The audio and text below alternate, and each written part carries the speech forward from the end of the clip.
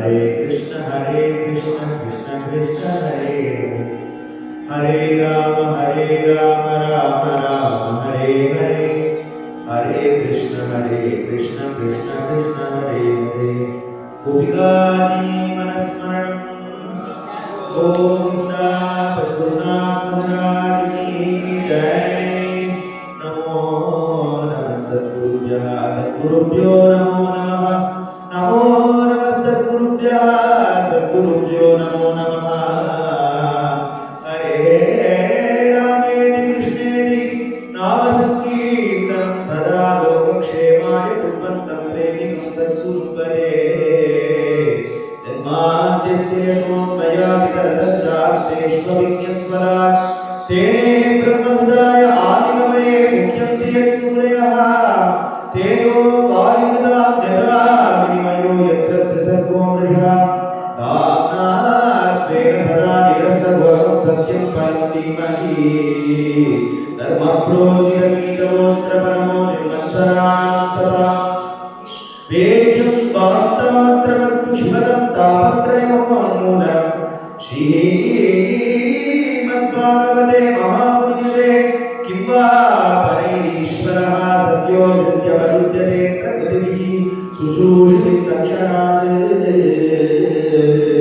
निगमकल्पतरोर्गलितं परं शुभमुखारवदक्रमसंयुतं पिबदभागवतं रसमालयं गुणगोरसिकाः मुनिभावुकाः यं प्रव्रजन्तमनुवेदमवेदनित्यं द्वैपायनो विरहकातर आनुभावः पुत्रेति तन्मयतया नरमो विनीतो तं सर्वभूतहृदयं मुनिमानतोऽस्मि स्वात्मभावमखिलश्रुतिसारमेकम् अध्यात्मदीपम् अतिदीक्षतां तमोन्दं संसारिणां करुणया पुराणगुह्यं तं व्याससूनुमुपयामि मुनीनां नारायणं नमस्कृत्य नरं चैव नरोत्तमं देवीं सरस्वतीं व्यासं ततो जयमुदीरये।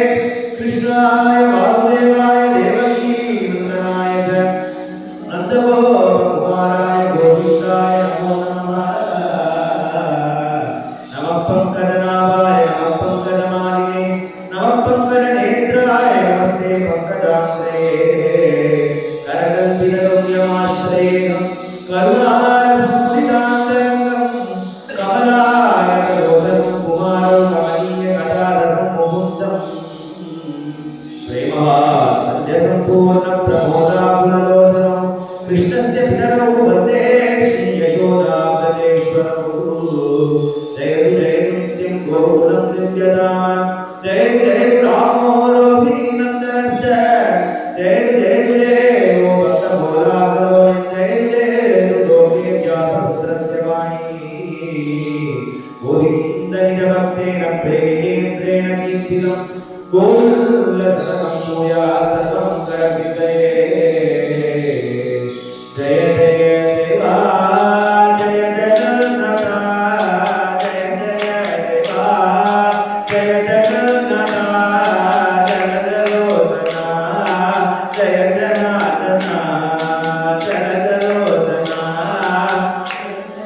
जना देवकी बाला दीनवत्सला देवकी बाला दीनवत्सला देवपालका दानवातका देवपालका दानवातका नन्दकुमारा नवनीतचोरा नन्दकुमारा नवनीतचोरा नीरजवना निर्मलाकरा नीरजवना निर्मलाकरा प्रणतरक्षका प्रेमिका चिता प्रणतरक्षका प्रेमिका चिता पद्मसंभव प्रमुखपूजिता पद्मसंभव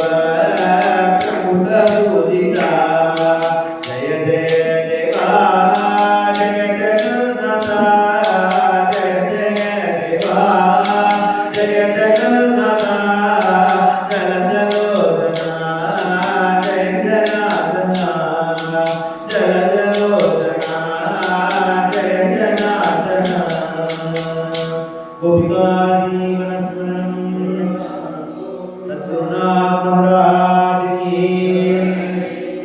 परित्राणाय साधूनां विनाशाय च दुष्कृतां धर्म संस्थापनार्थाय संभवामि युगे युगे என்று எப்பொழுதெல்லாம் அதர்மம் தலை தூக்கி தர்மம் தலை தூக்கி ஏற்பட்டதோ சாதுக்களை காப்பாற்றுறதுக்கு அப்பெல்லாம் நான் வரேன் அப்படி பகவான் தன்னுடைய அவதார ரகசியத்தை சொல்றான்.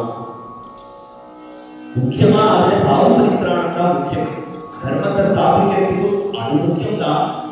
அதர்மத்தை ஒழிச்சு தர்மத்தை ஸ்தாபிக்கிறது அப்படிங்கிறது எல்லாமே முக்கியம்தான். ஆனா சாதுக்களை காப்பாற்றிட்டா சாதுக்கள்னாலே தர்மம் ரட்சிக்கப்படும். தர்மம் ரட்சிச்சாலே அதர்மம் ஒழியப்படும். அப்ப சாதுக்களை காப்பாற்றினா போதும். சாதுக்களை காப்பாற்றுறதுக்கே சாதுக்களுக்காகவே பண்ணலான சாத்வதாம்பதியா இருக்கக்கூடியதான் பகவான் ஸ்ரீ கிருஷ்ணாவதாரம். அதுல சைட் பை சைடு என்னென்னலாம் அசுரர்கள் வராங்களோ அவர்களை எல்லாம் ஒழிச்சுட்டே வரும்.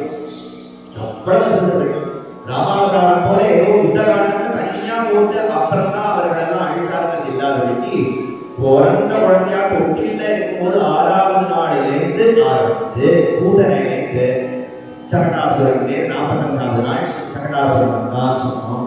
திருநாவர்த்தன் இது மாதிரி நித்தியகண்டம் பூர்ணாயுசு இது மாதிரியே வாழ்நாள் பூர ஆபத்தும் விபத்தும் கஷ்டம் துக்கம் தான் கிருஷ்ணனுடைய கதை பூரா.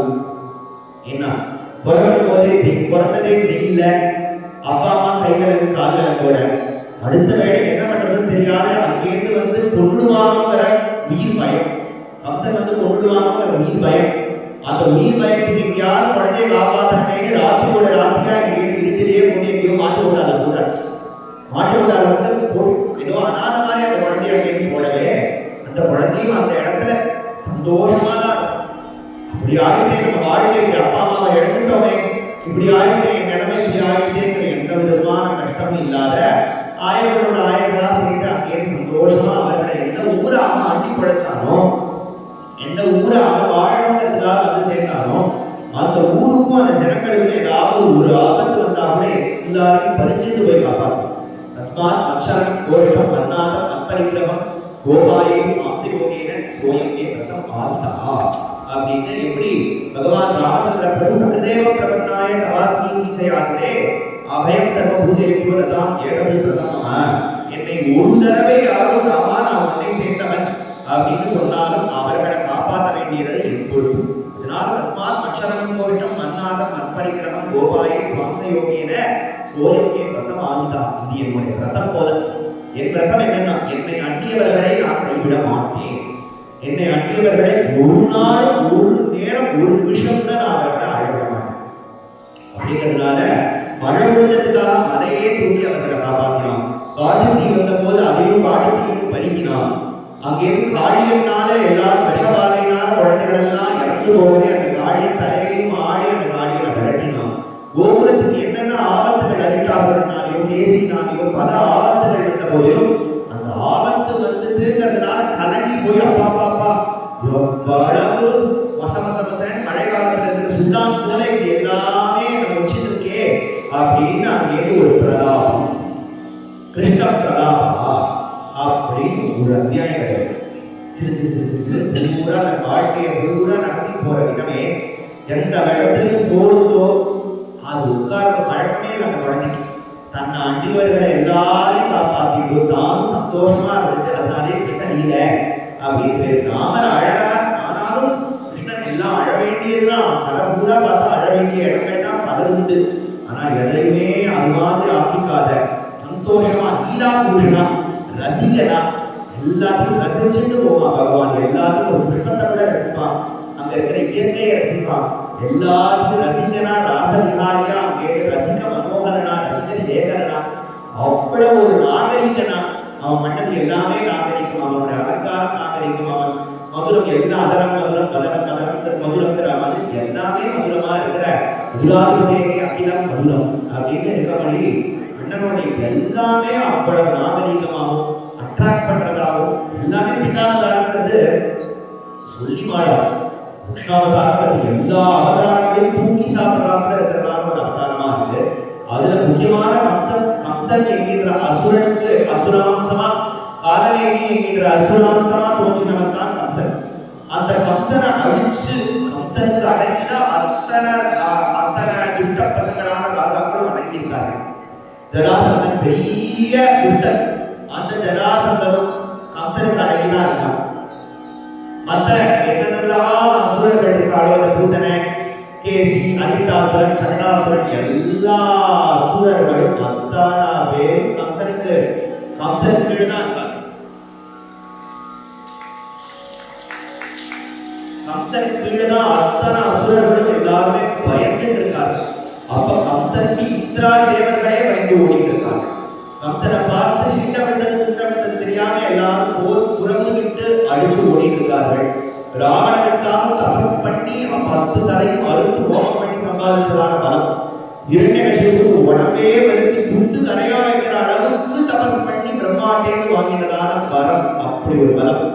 கம்சன் பிறந்ததிலேயே முழு மரணன். கம்சன் ஒரு தபஸ் பண்ணானோ ஒரு சாதனை பண்ணானோ இல்லாதபடி கம்சன் முழு மரணனா பிறக்கும் போதிலேயே எல்லாமே அவ்வளவு அசுராம்சமாவே தோன்றி இருக்கிறதுனால எல்லாரும் பயந்து நடுங்கிறார்கள். அந்த கம்சனால யாதவர்கள் எல்லாரும் அவரவர்களுடைய வீடு மாடு நிலங்கள் எல்லாத்தையும் எடுத்து அகதிகள் போல அங்கே குரு பாஞ்சால கேகே தேசங்கள் பக்கத்து நாடுகள் எல்லாரும் அகதிகள் மாதிரி அங்க போய் இருந்துட்டு பிச்சை வாங்கி சத்திரசாவடியில் தங்கிட்டு சாப்பிட்டு இருக்கார்கள்.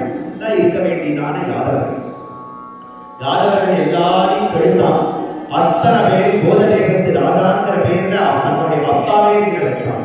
தன்னுடைய தங்கையே சிறை வச்சு குழந்தைகள் எல்லாம் போனான். இவ்வளவு லோக கண்டகனா இருக்கிறதான கம்சனை அங்கேருந்து பகவான் கிருஷ்ணன் வந்து லாபகமா அப்படியே ஒரு கையால வெண்ணம் சாப்பிட்டுட்டு இன்னொரு கையால ஒரு பெரிய குத்து ஊத்தி கம்சனை கீழே விழுந்துட்டான். கம்சனை கீழே விழுந்துட்டு தான் தானே பண்ண வேண்டியிருக்கான். யாரு ஜெயிக்கிறார்கள் அந்த ஜெயிச்ச ராஜ்யம் வாழ்கிறதே போடும். அப்ப மதுராதிபதியா மதுரா சாம்ராஜ்யபதியா அவன் தானே பண்ண வேண்டியிருக்கான். பகவான் மன்னிக்கிறது எந்த இடத்துலையுமே பகவான் பண்றது. ராமாவதாரத்தையும் சரி, ராமாவதாரத்தை சுக்ரி அங்க வாலிய பண்ணாச்சுன்னா அப்ப கிருஷ்ணா யாரும் சொன்னான், ராமன் கிட்ட சொன்னான்.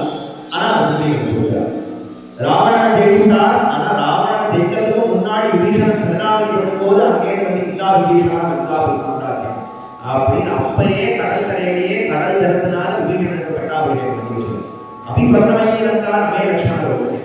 ஸ்வர்ணமயமா அப்படியே தங்கமயமா இருக்கு லங்கா. ஆனா அந்த ஆசை இந்த விதத்திலையும் பச்சதலே இல்லாத இருக்கான் பகவான்.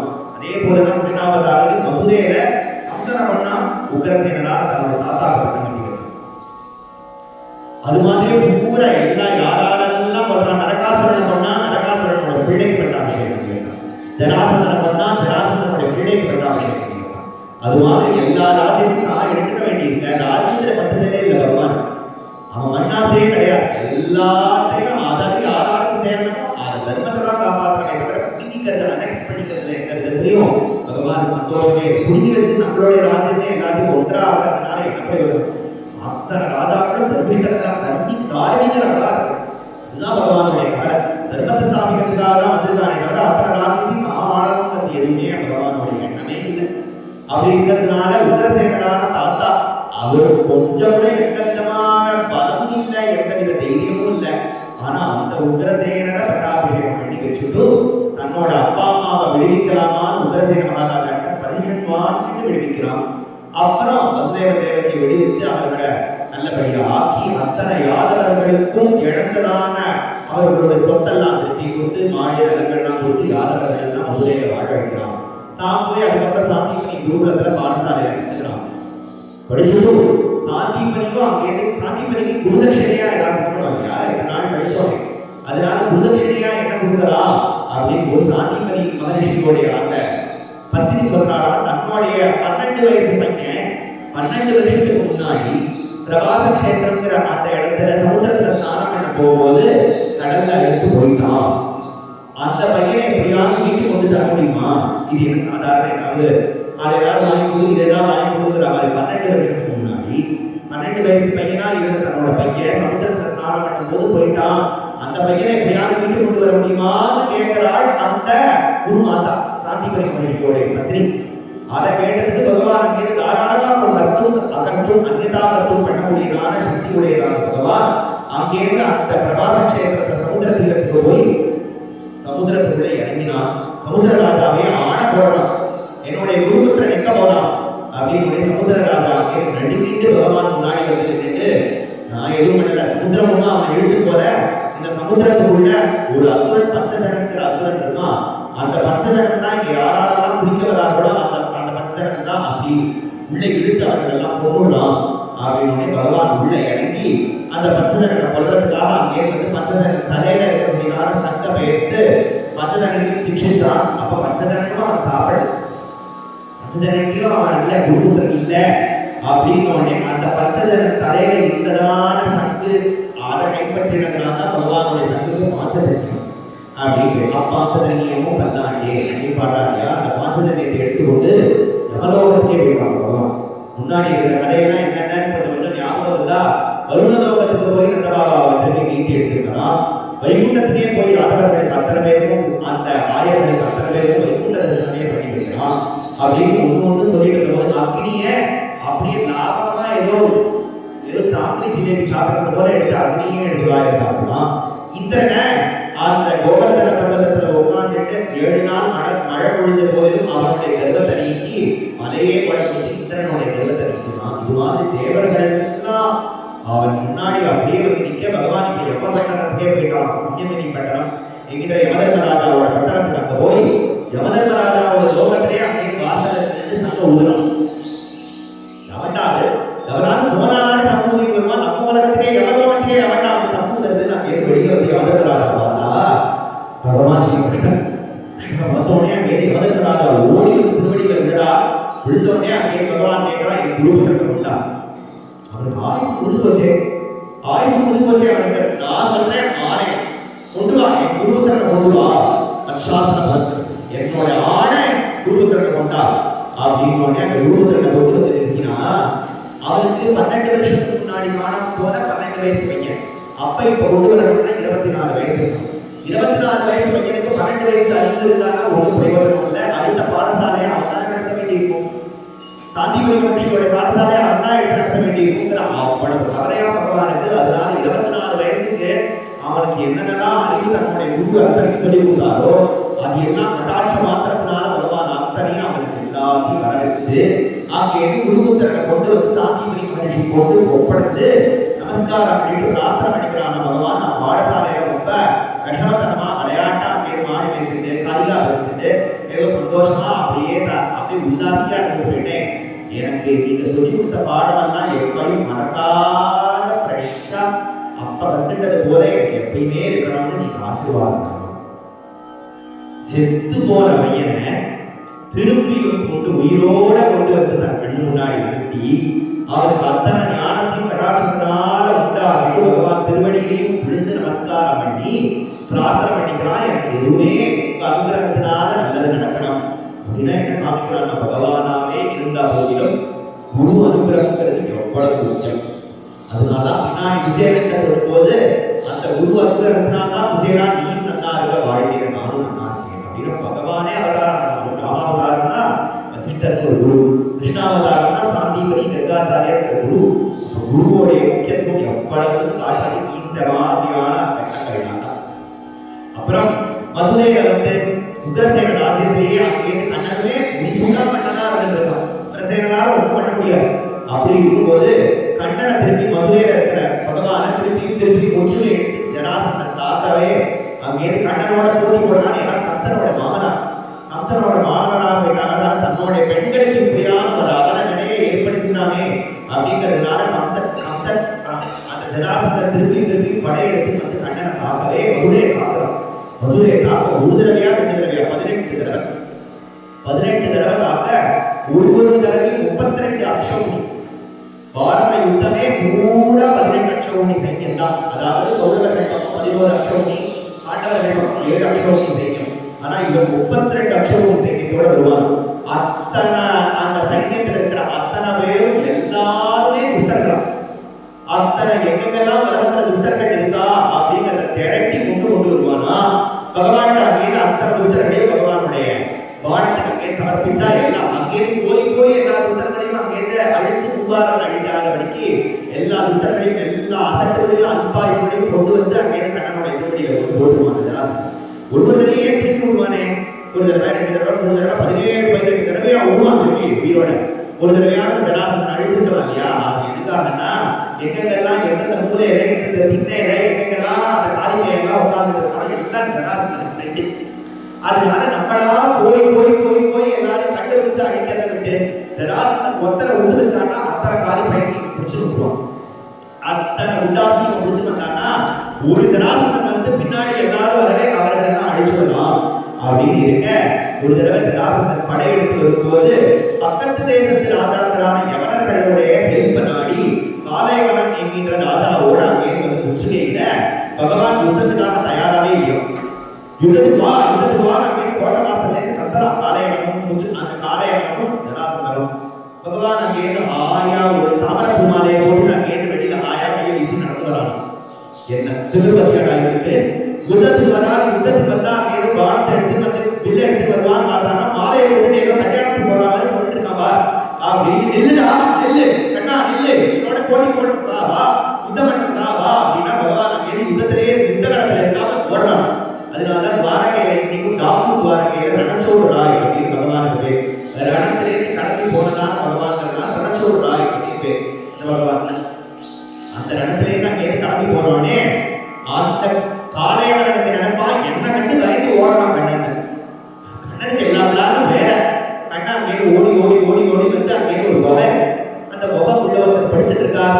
ரொம்ப நாள் படுத்துட்டு இருக்கார் போல இருக்கு. பார்த்தா பல யுகமா படுத்துட்டு இருக்கார். யாருன்னா அந்த சூரிய வம்சத்துல வந்ததான ஒரு ராஜா முச்சுமுந்த சக்கரவர்த்தி. அந்த முச்சுமுந்த சக்கரவர்த்தி அங்கே படுத்துட்டு இருக்கார். படுத்துட்டு இருக்கிற அந்த முச்சுமுந்த சக்கரவர்த்தி பின்னாடி போய் ஓடிட்டான் பகவான். பின்னாடி ஒரு மூச்சு வாங்க ஓடி வந்ததான காலையவன் அங்கே வந்து பார்த்தா இழுத்து போத்தி தூங்கிட்டு இருக்கா. இதுதான் அவன் தூங்குற இடம். அது தூங்குறதுக்கு தான் நான் வந்தேன்னு சொன்னா இவ்வளவு மூச்சு அடிக்க நான் ஓடி இருக்க மாட்டேன் இல்லையா. அங்கேருந்து ஓடி வந்துட்டு இழுத்து போத்தி தூங்குறையாடா பயனே அப்படின்னு தன் காலால எட்டி ஒரு உதவுட்டான். எட்டி உதவுட்டதுனாலே முச்சுமுந்தன் அங்கேருந்து எழுந்து பார்த்தோடனே பஸ்மமா போய் அப்படியே சாம்பலா போய் ஓடிட்டானா காலையவன். பகவான் இதை எல்லாத்தையும் பின்னாடி நின்று பார்க்கவே பகவான் முச்சுமுந்தன் என்ன ஆச்சு, யாரு வந்தாங்க எழுந்த உடனே யாரோ எழுப்பினா அங்கேருந்து நம்ம பார்த்தோம் எல்லாம் சாம்பலா போயிட்டான். முச்சுமுந்தனுக்கும் ஒன்றும் புரியல. அங்கேருந்து பகவான் சக்கர விடாபாணியா அங்கே முச்சுமுந்தன் முன்னாடி தரிசனம் கொடுக்கவே முச்சுமுந்தன்கிற ராஜா தேவர்களுக்காக யுத்தம் பண்றதுக்காக சகாயம் புரிஞ்சு தான் கேட்டானா ஒரே டயர்டா யுத்தம் பண்ணி ஒரு டயர்டா இருக்கு அப்படின்னு. நீ தூங்குபா, உனக்கு தேவேந்திரன் நமக்கு வரம் கொடுக்கணும், நீ தூங்கு. கருதாச்சாரியன் சொன்னாரா நீ நன்னா தூங்கு. அவன் குருவம் நன்னா தூங்கு, தூங்கினா உன்னை எழுப்பி பகவான் தரிசனம் கொடுப்பான். கவலைப்படாத, உன்னை தூக்கத்திலேருந்து யாராவது எழுப்பினான்னா அவா சாம்பலா போயிடுவா அப்படின்னா பகவான் இதையும் அதையும் சேர்த்து எப்படி ஒன்று கிடைக்கலாம் அப்படின்னு முச்சுமுந்தனை தூக்கத்திலேருந்து எழுப்பணும். தூக்கத்திலேருந்து எழுப்புறாளோ அவா பொசுக்கி சாம்பலா போயிடுவா.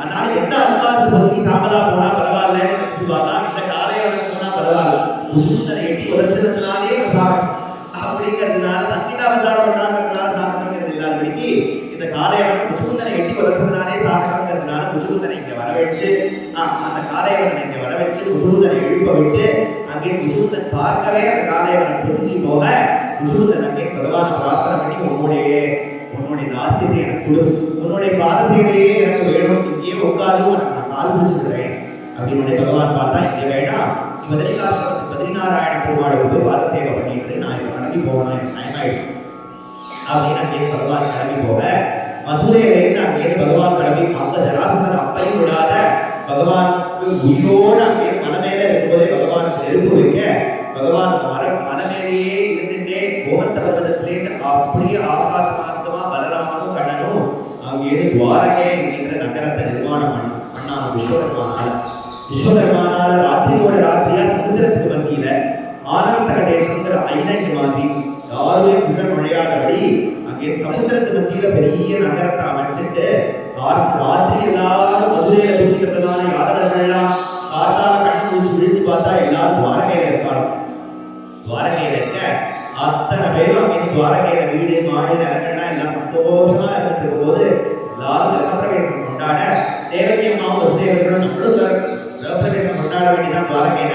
நம்ம அது குழந்தை வரலையே, அண்ணன் எங்க போனாலும் தெரியல, ஊருக்கு உழைக்கிற குழந்தையா இருக்கு, நான் நேரத்துக்கு வந்து சாப்பிட்டு நேரத்துக்கு சாப்பிடுற குழந்தையா இல்லையே தேவகி அங்கேருந்து வருத்தப்பட்டுட்டே இருக்க. கரெக்டா கிரகப்பிரவேசத்துக்கு வந்து அங்கேருந்து ஆகாச மார்க்கமா பலராமனும் கண்ணனும் வந்து சேர துவாரகையிலேயே ஆட்சி புரிஞ்சுட்டு இருக்கானா பகவான். அப்ப ரேவதி என்கின்ற பெண்ணை பலராமனுக்கு கல்யாணம் பண்ணி கொடுத்து ருக்மிணி என்கின்ற பெண்ணை கண்ணனுக்கு கல்யாணம் பண்ணி கொடுத்தாரு. கதையை படிச்சது கூட ஆசையோட சுந்தர் கிட்ட கேட்க அந்த கதையெல்லாம் பீஷ்மகன் என்கின்ற மகாராஜா விதர்ப தேசத்தில் இருந்தார். அந்த ராஜாவுக்கு 5 பிள்ளைகள். ஆறாவது ஒரு பெண்ணான ருக்மிணி.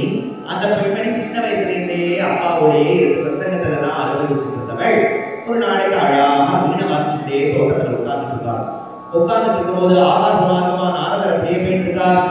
அவர் வீணையே அவ்வளவு அழகா வாசிக்க கீழே பூலோகத்திலேருந்து யாரோ அவ்வளவு அழகா வீணாநாதம் பண்றாளே கதை கேட்டு மயங்கி அப்படியே பூலோகத்துல இறங்கி ஒரு படிப்பு மண்டபத்துல அங்கே ஒரு படிப்பு மேடையில தோட்டத்துக்கு மத்தியில பதும போல பதும போல ருக்மிணி வீணையை வச்சுட்டு கேட்டுட்டு இருக்க.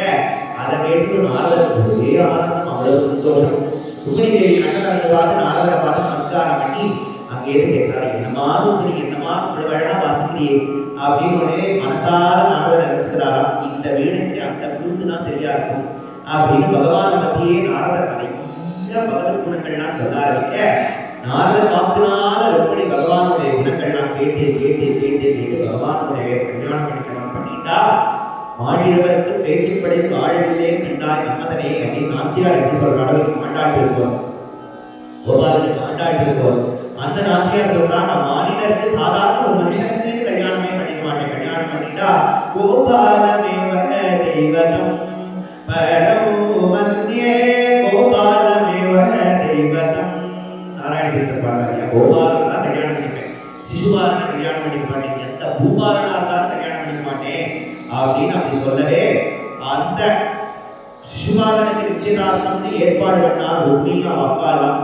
ஆனா எப்படியாவது இந்த கல்யாணத்தை எப்படி நிறுத்துறதுன்னு தெரியாத அப்ப எதேச்சியா ஒரு பாகவதர் வர, அந்த பாகவதற்கு தன்னுடைய ஹிருதயத்தில் இருக்கிற எல்லாத்தையும் ஒரு பத்திரம் மூலியமா எழுதி ருக்மிணி அங்கே அனுப்ப அவர் துவாரகைக்கு போய் கண்ணனுக்கு அந்த பத்திரத்தை சேர்க்க கண்ணனும் அங்கேயிருந்து கிளம்பி வந்து துவாரகையிலேருந்து கிளம்பி வந்து விதர்பதேசத்துக்கு வந்தாச்சு. சிசுபாலனுக்கு ஏதோ ஒரு மாப்பிளை எழுப்புங்கிற பேர்ல கல்பிதாங்கி நிவேசனைன்னு ஒரு வவ்வால் நடத்துல வந்து சிசுபாலனை இறக்கியாச்சு. அங்க என்ன அவனுக்கு இழப்பி மாப்பிளை இழப்புன்னு பண்ணி குதிரை மேலதான் உட்காந்து வச்சிருக்கா. இவன் மோகன கட்டிக்கு பார்த்தா அந்த குதிரை கழுத மாதிரி இருக்கு. வைரவிதான் வாசிக்கலான்னு நாமஸ்தலத்துல எடுத்தா, இவன் மூச்சிக்கு பார்த்தா வைரவி எல்லாம் உட்காரியா இருக்கிறதுன்ற மாதிரி நஷ்டம் கதோத்சாகம்னு அவனுக்கு யாருமே அவன் சிசுபாலனுக்கா போய் ருக்மிணிக்கு கிளிய வளர்த்து யாராவது கூட கையில வாயில கொடுப்பாடோ அப்படின்னு எல்லாருக்கும் அசீக வாரியாக வந்து ருக்மிணியர்கள் நாமராக எல்லாரும் எழுக்கிறாள். ருக்மிணிய போய் சிசுபாலனுக்கா கொடுப்பா இந்த கைசரிக்கா அப்படின்னு எல்லாரும் நினைச்சிட்டே இருக்கும் போதே பகவான் அங்கேருந்து வந்து விதர்பதேசத்துல இறங்கிட்டான். உடனே எல்லாரும் அங்கே பகவானை போய் போய் பார்க்கறானா. சிசுபாலனுக்கு அந்த விஷயம் தெரிஞ்சுதான் பகவான் வந்தாச்சுன்னு உடனே கிளி கல்யாணம் நல்லபடியா நடக்கணுமே, கல்யாணம் நடக்கணுமே. உடனே அங்கேருந்து வந்து ருக்மிணியும் ஜராசந்தத்தையும் எல்லாத்தையும் மாப்பிளை தோழர்கள் ருக்மிணி ஜராசந்தன் துரியோதனன் அவெல்லாம் மாப்பிளை தோழர்களா இருக்க அங்கேருந்து வந்து சொல்றான் சிசுபாலன், கல்யாணம் நல்லபடியா நடக்கணும்டா, கல்யாணம் நல்லபடியா நடக்கும்டா, கவலைப்படாதடா, கல்யாணம் நடக்கணும்டா, ருக்மிணிக்கு கல்யாணம் நடக்கணும், ருக்மிணிக்கு நாட்டா நல்லபடியா கல்யாணம், ருக்மிணிக்கும் எனக்கும் கல்யாணம் நடக்கணும்டா, ருக்மிணிக்கும் உனக்கும் கல்யாணம் நடக்கணும்டா. ஏட்டா இப்படி அல்ப மாதிரி அடையிற, நாங்கெல்லாம் இங்கே பருப்பு பொடி பால் பாயசம் சாப்பிட்றதுதான் இங்க வந்திருக்கோம்னு நினைச்சியா? உனக்கும் ருக்மிணிக்கும் கல்யாணம் நடக்கிறதுதான் நாங்க கண்டிப்பா பார்த்துதான் போவோம் அப்படின்னு அங்கே வாய்க்கிழியே பேசினவர்கள். கண்ணன் அங்கேயிருந்து ஜராசந்தன் வந்து சொன்னா, அல்ப மலை அங்கேயிருந்து என்ன வருது, என்ன போகுது, சீன் கொண்டு வராளா, வேட்டி கொண்டு வராளா, புடவை கொண்டு வராளா பார்த்துட்டு விடாது. அங்கேயிருந்து மாப்பிள முழுக்கா அப்படி இருக்கணும், என்ன அப்படின்னா புரியுதா அப்படின்னு முதுல ஒரு அடிக்கண்ணால் அங்கோடித்து கண்ணி தன்னை கை பிடிப்பான். இந்நாட்டிருந்த சிசுபாலன் தேர்ந்தெடுத்து அண்ணாந்திருக்கவே ஆங்கவளை கைப்பிடித்த பெண்ணாளன் பெருங்கூரங்கவே. ஆண்டாள் தான் பாடுறான், ஆண்டாள் ரொம்ப பிடிக்குமா ருக்மிணி கல்யாணம். அப்படி தன்னை கட்டி எங்கேயாவது தூக்கி போக மாட்டானா ரங்கமண்ணா, கோபால என்ன தண்ணி தூக்கி போக மாட்டானான்னு ஆசை. அதனால கண்ணால் அங்கோடித்து கண்ணாலம் பேசியாச்சு நம்ம ருக்மிணிக்கு. கண்ணாலம் பேசிட்டே தவிர கண்ணிதன் இடிப்பான். தின்னார்ந்திருந்த சிசுபாலத்தை செறிந்து சிசுபாலன் பூஜில கரிய பூசலா மாத்தி அங்கேயிருந்து வந்து அண்ணார்ந்திருக்கவே அவ்வாறு வேலையை பார்த்துட்டு இருக்கான். மாப்பிள ஒரு கூட இருக்கணும்னு சொல்லிட்டு போனானே தவிர என்ன நடக்கிறது ஏது நடக்கிறது கீழே பார்க்காம அங்கே பூச்சி எல்லாம் வச்சுட்டு அங்கே உட்கார்ந்தாச்சு. மேல அப்படியே மாப்பிள ஒரு கூட அப்படியே உட்கார்ந்துட்டு இருக்கானா சிசுபாலன். என்ன வந்து என்ன போகுதுன்னே தெரியாம இருந்துட்டு இருக்கும் போது தேவி அங்கேயிருந்து வருத்தப்பட்டு இருக்கா. பிராமணான அனுப்பினோமே, பாகவதன் அனுப்பினோமே, போய் சொன்னாரோ சொன்னாரோ இல்லையோ தெரியலையே அப்படின்னு அங்கேயிருந்து வருத்தப்பட்டுட்டே இருக்கும்போது கவலைப்பட்டுட்டே இருக்கும்போது யாரும் தெரியாம அந்த பிராமணர் அங்கேயிருந்து ருக்மிணியோட அந்தப்புறத்துக்கு வந்து ருக்மிணி அந்தாச்சு அந்தாச்சு அப்படின்னு சொல்லணும். அதை விட்டுட்டு அங்கேருந்து ருக்மிணி நீ லெட்டர் எழுதி கொடுத்தியா, அண்ணனுக்கு கொடுத்து வரணும், அதை நான் வாடகைக்கு எடுத்துட்டு போனேன், அண்ணனுக்கு எடுத்து வந்தேன்னா பக்கத்துல இருக்கிற காவலாளிகளுக்கு எல்லாருக்கும் தெரிஞ்சிடும், அசடி மாதிரி நடந்துக்க கூடாது. அதனால இடத்துக்கு ஏற்றாப்புல அங்கேருந்து ருக்மிணி அந்தாச்சு அந்தாச்சு உடனே தேவிக்கு என்ன பண்றது, இந்த மாதிரி ஒரு கைமாறு பண்ணனால இவருக்கு நான் என்ன திருப்பி பண்ணிட போறேன், பிரியமன்யம் நன்னாமசா. அங்கேருந்து அவரை கை குடிச்சு சாட்சாத் மகாலட்சுமி சர்வவல்லி தாயார் கை குடிச்சான். கை குடிச்சு அங்கேருந்து அந்த பிராமணர் பண்ண பகவான் வந்துட்டாரு. ருக்மிணி தாயார் உடனே சந்தோஷம். இந்த ஊர்ல தானே விஸ்தாரமா சொல்லணும், ஏன்னா உபயநாச்சிமா ருக்மிணி சத்தியபாமா தானே கோபாலுக்கு. அதனால ருக்மிணி குளம் ருக்மிணி தெரு எல்லாமே இங்க ருக்மிணி பேர்ல தான் இருக்கு. நிறைய கோபாலோட ருக்மிணிக்கு தான் ரொம்பவே ஆனந்தமா இருக்கிறதான இந்த இடத்துல சூழ்வாடு. அதனால பார்த்து ருக்மிணி கல்யாணம் அப்படி இருக்க சந்தோஷமா அங்கே அடுத்த நாள் பார்த்தாரு. ருக்மிணி கிளம்பினாளா, தேவமாயா மிக வீர மோகினி சுமத்தியமா குண்டித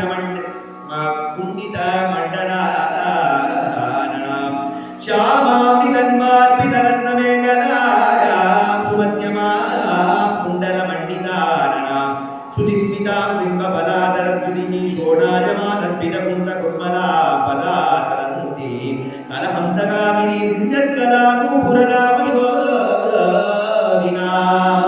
அங்கேது பட்ட ஜருக போட்டதான அழகான மரணம் பண்ணிட்டு இருக்கக்கூடியதான படவே அழகா இல்லில்லாத வச்சு சாத்தி கொண்டு அழகா மைத்தோ போல இருக்கக்கூடியதான தன்னுடைய அந்த கேசத்தை இழுத்து பிடிச்சு கஷ்டப்பட்டு வாரி பின்னி அதுல நடைநாக சந்திரபிரப சூரியபிரப கணிகத்தொழாயெல்லாம் வச்சு அந்த அஷ்டமி சந்திரன் பிறை நெற்றி போல இருக்கிற அந்த கஸ்தூரி விலக விட்டு மூக்கு புல்லாக்கு நட்டு முகுதி எல்லாம் சாத்தி பவழம் போன்ற உதடில அந்த புல்லாக்கு வந்து அந்த முச்சு வந்து அப்படியே விழ முல்லை வரிசை போல அந்த முல்லைப்பூ போல வரிசை பற்களா இருக்க அழகான சங்கம் போன்றதான அந்த கழுத்துல விதவிதமான ஆர பதக்கங்கள் ஒண்ணுமே கொட்டியில பாக்கி நகை இல்லை அப்படிங்கிற மாதிரி ராஜாவுக்கு ஒரு திருக்கோலமோ நாயகர் திருக்கோலத்தை நீங்க கோபாலம் எப்படி இருந்தாலும் அது போல கழுத்திலேருந்து திருவடி வரைக்கும் அத்தனை பூஷணங்களையும் பூஷிச்சு கொண்டு கல்லடிகை மாங்காமால ரெட்டவடசனம் எல்லா ஆரங்கள் பதக்கங்கள் எல்லாத்தையும் சாட்சி கொண்டு இடுப்புக்கு அழகான மேகலை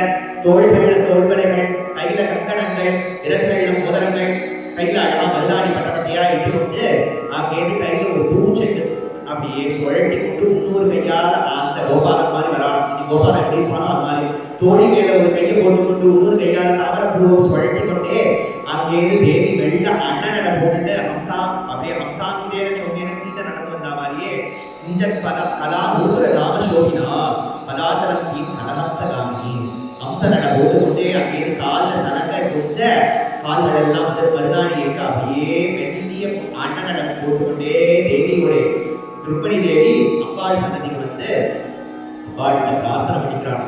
எனக்கு எப்படியாவது கண்ணனை எப்படியாவது சேர்த்து வச்சுடும், பகவானோட என்னை எப்படியாவது சேர்த்து வச்சுடும் அப்படின்னு அங்கேருந்து பிரார்த்தனை பண்ணி அங்கேருந்து வந்திருக்கிறதான சுமங்கலிகளுக்கெல்லாம் மங்கள திரவியங்கள் எல்லாம் எல்லாத்தையும் எடுத்து கொடுத்தவே ஒருத்தராவது ஆசீர்வாதம் பண்ணும்போது சுஷ்மாவனோட சந்தோஷமா வாழ்க்கை நடத்துமான்னு சொல்ல வேண்டுமா, உன் மனசு பிடிச்சவனோட சந்தோஷமா இருமா, உன் மனசு பிடிச்சவனோட சந்தோஷமா இருமான்னு எல்லாரும் ஆசீர்வாதம் பண்ண ருக்மிணிக்கு அப்படியே அமிர்தமா அங்கேருந்து அந்த வந்த கலிங்க தேசாதி ராஜாக்கள் எல்லாரும் அழிநாள் கோயில் முகமாரி ரெண்டு பக்கத்திலேயே ருக்மிணிக்கு காவலா அங்கே நிற்க ருக்மிணி அங்கேருந்து வராளாம் நடந்து வந்தா ரத்னமுத்ரோ சோகினாம் தோழி மேல தன் கையை போட்டு வர கையில அந்த மரகதமோ அந்த வைர மோதிரமோ டால் அடிக்க அத்தனை ராஜாக்களும் பார்க்கிறார்கள் இல்லையா, அத்தனை ராஜாக்களும் பார்க்க ருக்மிணி தேவி வந்துருவாளா, பட்டத்து மகிழ்ச்சி வழிகாண்டா பத்னி அவ வந்துருவாளா, இத்தனை பேர் விஷயங்கள் பார்த்து அவ பார்த்துருவாள், அவ அந்த இடத்துல வந்துருவாளா என்ன என்ன அந்த இடத்துல அழகான ஒரு வாக்கு சொல்லு. ஏன் தேவி அங்கே தோழி மேல கையை போட்டுட்டா தன்னுடைய ரத்னமுத்ரோ சோகினால அந்த மோதிரம் டால் அடிக்கிறதுன்னு சொல்லா அப்படின்னா ஹெட்லைட்டுக்கு முன்னாடி இருந்துச்சுன்னா கார் வந்து பின்னாடி தெரியாது இல்லையா, இருட்டில லைட் மட்டும் தான் தெரியும். அது மாதிரி ருக்மிணி தேவி தன் மேல தோழி மேல இப்படி கை போட்டுட்டு அந்த மோதிரத்துல படியிருந்து டால் கிட்ட அத்தனை ராஜாக்களுக்கும் மோதிரத்தோட ஒளிதான் தெரியுதே தவிர பின்னாடி வர ருக்மிணியோடைய அந்த ரூபமே தெரியாது. அப்படி அழகா நடந்து வரவே ருக்மிணிக்கு கண்ணாமூட்டானா பார்க்கணும்னு ஆசை. கோபாலம் வந்துட்டானா எப்படி பார்க்கறது, எங்க பார்க்கிறோமோ அண்ணா மற்ற ராஜாக்கள்லாம் பார்த்துருவாளே, ருக்மிணி எங்க பார்க்கறா யாராக செக் பண்ணி அப்படின்னு பார்த்துருவாளே, அதனால போய் பாரு அப்படின்னு சொல்லிடுவாங்க. ருக்மிணிக்கு பார்க்கணும், பார்க்காமே இருக்கணும், லாபமா நாசூகா பண்ணணுமே அப்படிங்கிறதுனால தன்னுடைய அந்த அலறையா இருக்கக்கூடியதான சுறுசுறுடான கேசத்தை அங்கேருந்து மறுபடி விட்டுக்கிற வியாதத்துல அங்கேருந்து எங்க இருக்கான்னு இப்படி தலையை தூக்கி பார்த்தா திருஷே அச்சுதம் சா பகவான் அங்க நிக்கிறாங்கிறத தன்னால கண்ணால என்ன ஜாட காட்டினாலோ அவன் என்ன புரிஞ்சுட்டானோ எதுவும் தெரியல. அங்கேருந்து தாருகாமா ரதம் பறக்க அங்கேருந்து குட்டி ருக்மிணியை கட்டி தேர்ல தூக்கி வச்சு கொண்டு அங்கேருந்து தாம் ராஜகன்யா ரதமாரூட்சதி அப்படி பறந்து ஓடலாம். பறந்து தேர் அப்படியே ஓட அங்கேருந்து எல்லா ராஜாக்களும் பின்னாடியே ஓடி பகவானை பிடிக்க வேண்டியது எல்லாரும் பார்த்துட்டு இருக்காங்க. சமீட்சலாம் அப்படின்னு எல்லாரும் ஆஹா சேர்த்தி உற்சவத்துல தாயாரும் பெருமாள் இருக்கிறது போல என்ன அழகா இருக்கா என்ன இருக்கான்னு அவன் முதுகு தட்டிக்கிறான். கண்ணை தூக்கி போறா நம்ம சிசுபாலனோட கல்யாணத்துக்கு அவளுக்காக வந்திருக்கோம் அப்படின்னு எல்லாரும் அங்கே லொங்கு கண்ணை பின்னாடி அங்கேருந்து குதிரையில ஓடிட்டு போதுண்டா. எவ்வளவு ஓடி ஒண்ணுமே முடியல. சாப்பாடு நிறைய கல்யாணத்துக்கு சமைச்சு வச்சிருப்பா. மீதி எல்லாம் எப்படி கல்யாணம் போச்சு. சாப்பாடு வீணா போகிறது எல்லாத்தையும் சாப்பிட்டு நம்ம ஊருக்கு சிசுபாலனை துக்கம் ஜாஸ்தி கிளம்பிடுவோம் அப்படின்னு எல்லா ராஜாக்களும் பின்னாடி வர அங்கேருந்து ஜராசந்தன் வந்து முதுகுல திருப்பி தட்டுறான். வா போலாம், எங்க மணவரைக்கு போலாமா? மணவரைக்காக கொல்லப்புறமா அடிச்சு ஓடிடலாம்.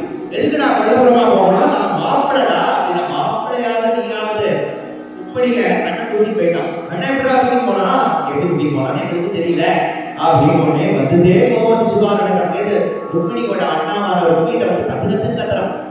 என்ன பண்ண வேண்டிய தங்கையை அவன் தூக்கிட்டு போயிட்டு இருக்கா, நீங்க எல்லாம் பார்த்துட்டு இருந்தேடா, நீங்க எல்லாம் புருஷன் தானா அப்படின்னு அங்கேருந்து வந்து கத்தினோடே சிசுபாலன் வந்து கத்தினோடே ருக்மிணிக்கு தாங்க முடியே போவோம். அங்கேருந்து வந்து சபதம் பண்றோம். கண்ணன் அங்கேருந்து புடிச்சது என் தங்கையை நான் திருப்பி நாட்டுக்கு கொண்டு வரலைன்னா நான் திருப்பி ஊருக்கே வரமாட்டேன், குண்டினம் நம்பிரவேட்சியம் நான் வரமாட்டேன் அப்படின்னு அங்கேருந்து சபதம் பண்ணோடனே சபதம் பண்ணிட்டு ஊரா விதர்ப சைன்யத்தையும் திரட்டி கொண்டு அங்கேருந்து கண்ணனோட யுத்தம் பண்றதுக்காக போறாராம். கண்ணை இதுவாதி அங்கேருந்து கலத்தி ருக்மிணியை பார்க்கறதுக்காக தான் போறாங்க. அதை தெரிஞ்சுட்டு பலராமர் துவாரக சைன்யத்தை பின்னாடியே கண்ணனுக்கு தெரியாம அடிச்சுட்டு இருக்காரு.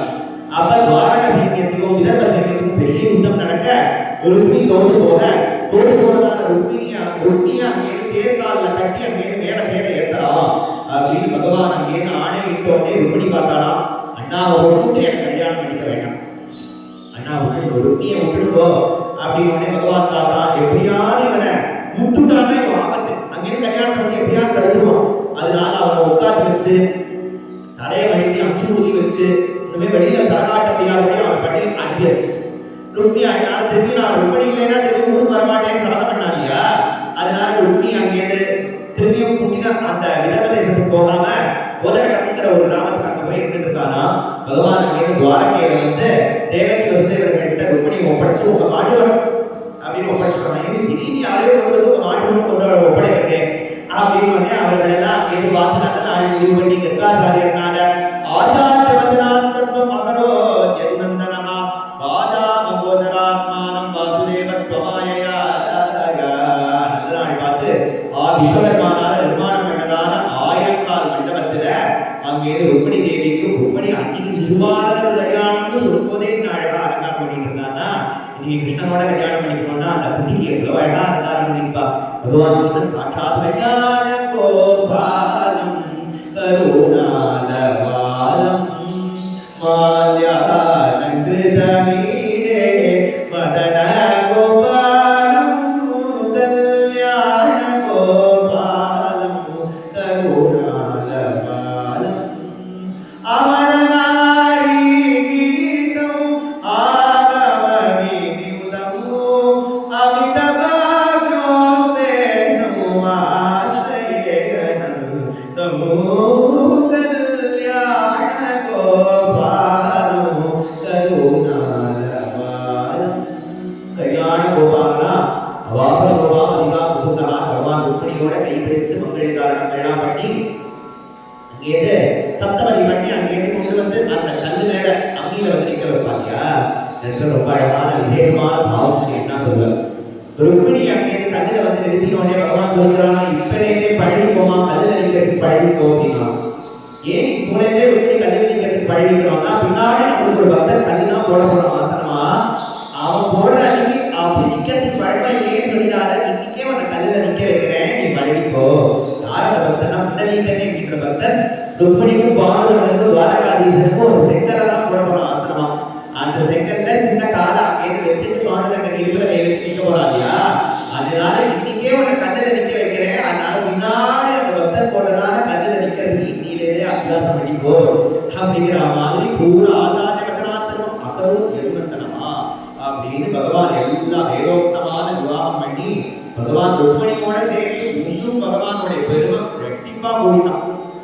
ரெட்டிப்பா ஆகலே அங்கே அவாபசோகா அதிகா முகுந்தா அப்படி ராஜதீபகா சஹரோகிண்யா ராஜதீபகா சஹரோகிண்யா ராஜராஜாதித புண்ணியசரீரகா ரமணீயகா சோராதிபதேகா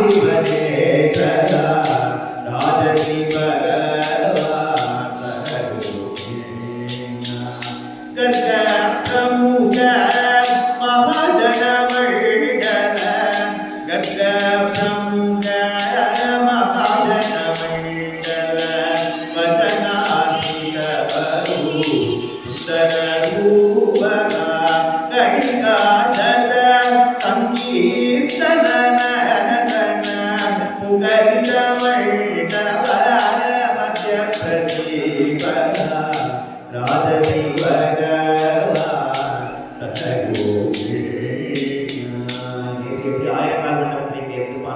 அல்லது வைகுண்ட ஏகாதசி அங்கே எப்படி இருப்பானோ பகவான் அதுபோல ருக்மிணியோட சிம்மாசனத்துல சந்தோஷமா சரச்சந்திர சுந்தர பகரம் அப்படியா அழகான சந்திரன் போன்ற முகத்தோட பகவான் ருக்மிணியோட அங்கே ஆட்சி பண்ணிட்டு இருக்கான். அப்படின் போதே அஷ்டமகிஷி விவாகத்தையும் பரீட்சைக்கு அடுத்தடுத்து சொல்றான். பகவான் என்னென்னதான் லீலைகள் பண்ணாங்கிறத பகவானுடைய ஒரு விவாகம் ஒவ்வொரு தினஸ் ஒரு விதம் ஒவ்வொரு அழகு இப்படி இருக்க. அஷ்டமகிஷி சேவித பாதா சித்தஜன பல பகநாதா அஷ்டமகிஷி சேவித பாதா வைஷ்ணீமா வைஷ்ணீ அஷ்டமகிஷி சேவித பாதா சித்தஜன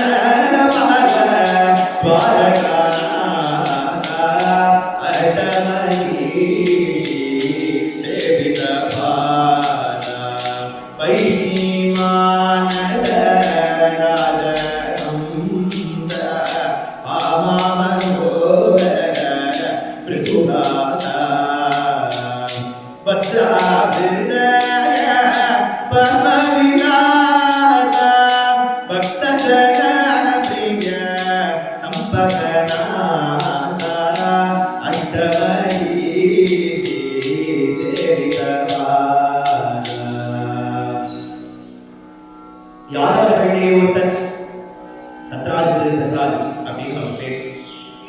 அந்த சத்ராஜித் சூரியோபாசனம் பண்ணதுனால பகவான் சூரியனே அவனுக்கு ஒரு மணி கொடுத்திருக்கான். ஒரு நாளைக்கு யாதவர்கள் எல்லாம் சபையில இருக்கும்போது பகவான் அங்கே சிம்மாசனத்துல உக்ரசேனன் உட்கார்ந்துட்டு இருக்க, பக்கத்திலே ஒரு சிம்மாசனத்துல பகவான் உட்கார்ந்துட்டு இருக்கான்.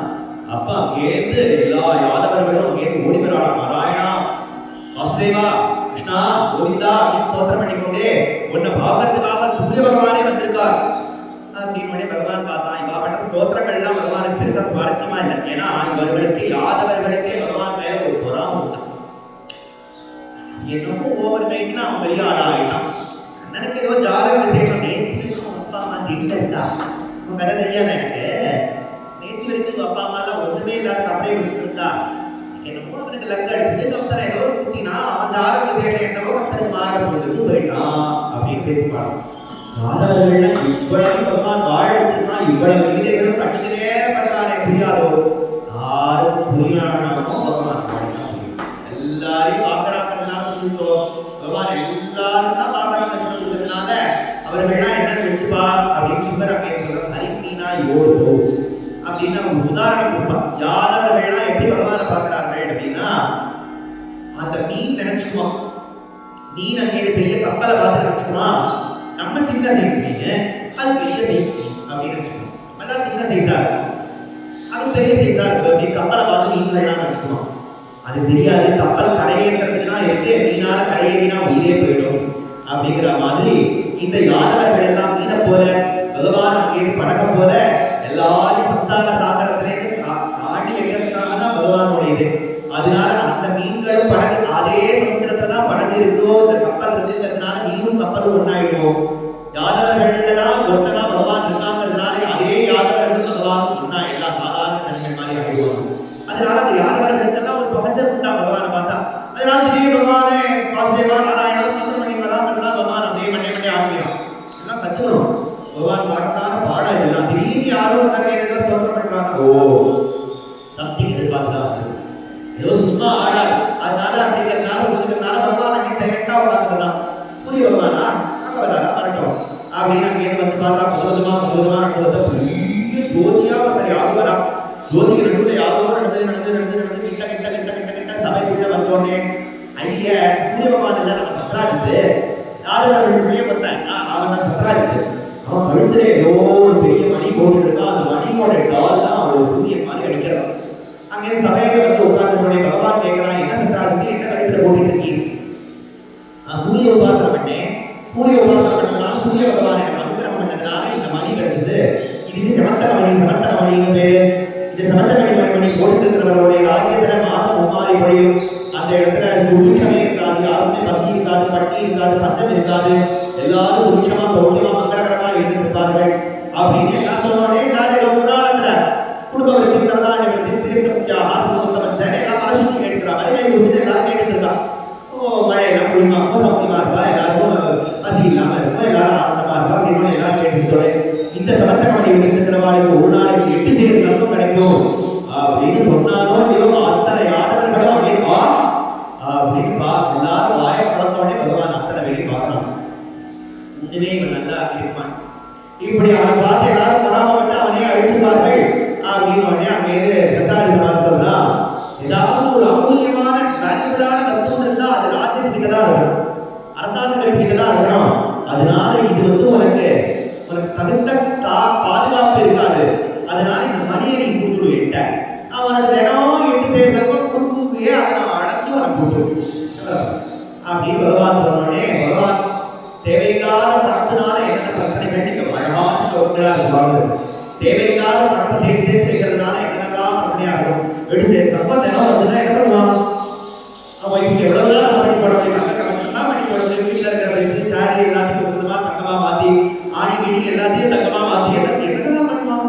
அதனால பகவான் பார்த்தா இவ்வளவு வச்சுட்டு என்னமா பண்ண போற அப்படிங்கிறதுனால இதனால ஒரு ஆபத்து தான் ஏற்படும், இதுதான் ஆபத்து அப்படின்னு சொல்லி இதை நீ கொடுத்துடும் அரசாங்கத்துக்கிட்ட நான் பார்த்துக்கிறேன், காரண்டியா வச்சுக்கிறேன், உனக்கு இது பிடிக்கல அதனால நான் பார்த்து வச்சுக்கிறேன்.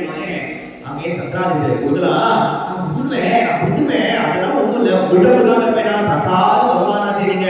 ஆனா சூரிய உபாசனை நான் தானே பண்ணேன், அதனால நான் தானே வச்சுட்டாங்க. சூரிய பகவான் எனக்கு கொடுத்துருக்காரு, சூரிய பகவான் கொடுத்துருக்காரா நீயே ஜாக்கிரதையா வச்சுக்கோமா அப்படின்னு. சத்ராஜித்துக்கு ஒரு தம்பி உண்டா பிரசேனன்.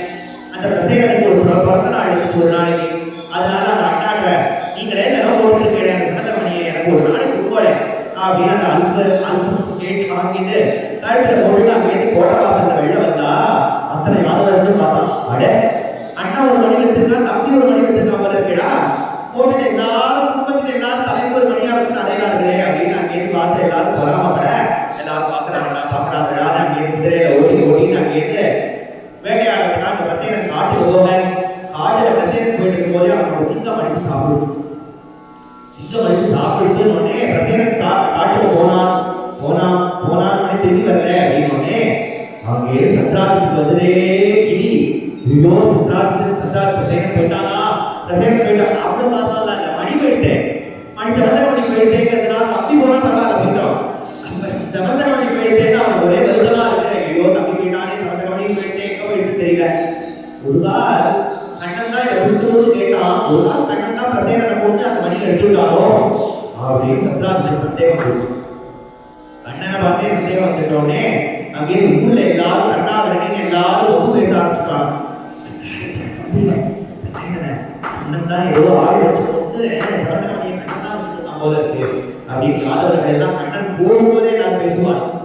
யாதவர்கள் எல்லாம் அங்கே துவாரகையில பேசும்போது கண்ணன் பார்த்தானே தேவையில்லாத இது எது நம்மளுக்கு ஒரு வழி, அந்த மணி எங்கேன்னு கண்டுபிடிப்போம் அப்படின்னு பார்த்து அப்படி பார்க்கலாம் அப்படின்னு பார்த்தா காட்டுக்கு எங்க வேட்டையாட போனானோ அது பகவான் அந்த காட்டுக்கு வேட்டையாட போன இடத்துல பார்த்தா குதிரை குளப்படிலாம் தெரியுது.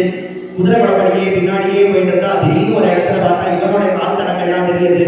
இவனோட கால் தடங்கள்லாம் தாண்டி பார்த்தா சிங்கத்தோட கால் தடங்கள்லாம் தெரிய அந்த சிங்கம் அப்படியே ரத்தத்தினால அப்படியே ஒழுங்க சாப்பிட்டு வைத்து தெரியுது. கொஞ்ச தூரத்துக்கு போய் பார்த்தா அந்த சிங்கமும் அங்கே செத்து கிடக்க அந்த சிங்கத்தையும் வேட்டையாடி அங்க பார்த்தா ஒரு கரடியோட கால் தடம் தெரியுது. ஒரு கரடியோட கால் தடம் தெரியுது அப்படின்னு உடனே அந்த கரடியோட கால் தடத்தையே பின்னாடி பற்றி கொண்டே போனா ஒரு பெரிய குகை. அந்த குகைக்குள்ள போனா அந்த குகையே பெரிய நகரமா இருக்கு. பெரிய நகரம் எப்படி கிஷ்கிந்தா இருக்கோ அது போல பெரிய குகைக்குள்ளேயே பெரிய நகரமா இருக்க பகவான் அங்கே உள்ள போய் பார்த்தா பெரிய நகரம். ஒரு அந்தப்புறம் அந்த அந்தப்புறத்துல ஒரு தொட்டில் அந்த தொட்டில யாரோ ஒட்டி ஒரு குழந்தைய போட்டு தாளாட்டி பாடிட்டு இருக்கா. அந்த தொட்டிலுக்கு மேல கிடுகிடுப்பையா இந்த சமந்தகமணி பொங்கல். அப்படி அந்த சமந்தகமணி பொங்கலை பார்த்த உடனே பகவான் அங்கே சைலண்டா நின்றுட்டதே எத்தனை நேரம் அப்படியே நிற்கிறது. அதனால தன்னோட சடங்கை போட்டுக்கிறதுனால திருவடியை இப்படி மாத்தி அவனால ஒரு சைடா நிற்க முடியாதா.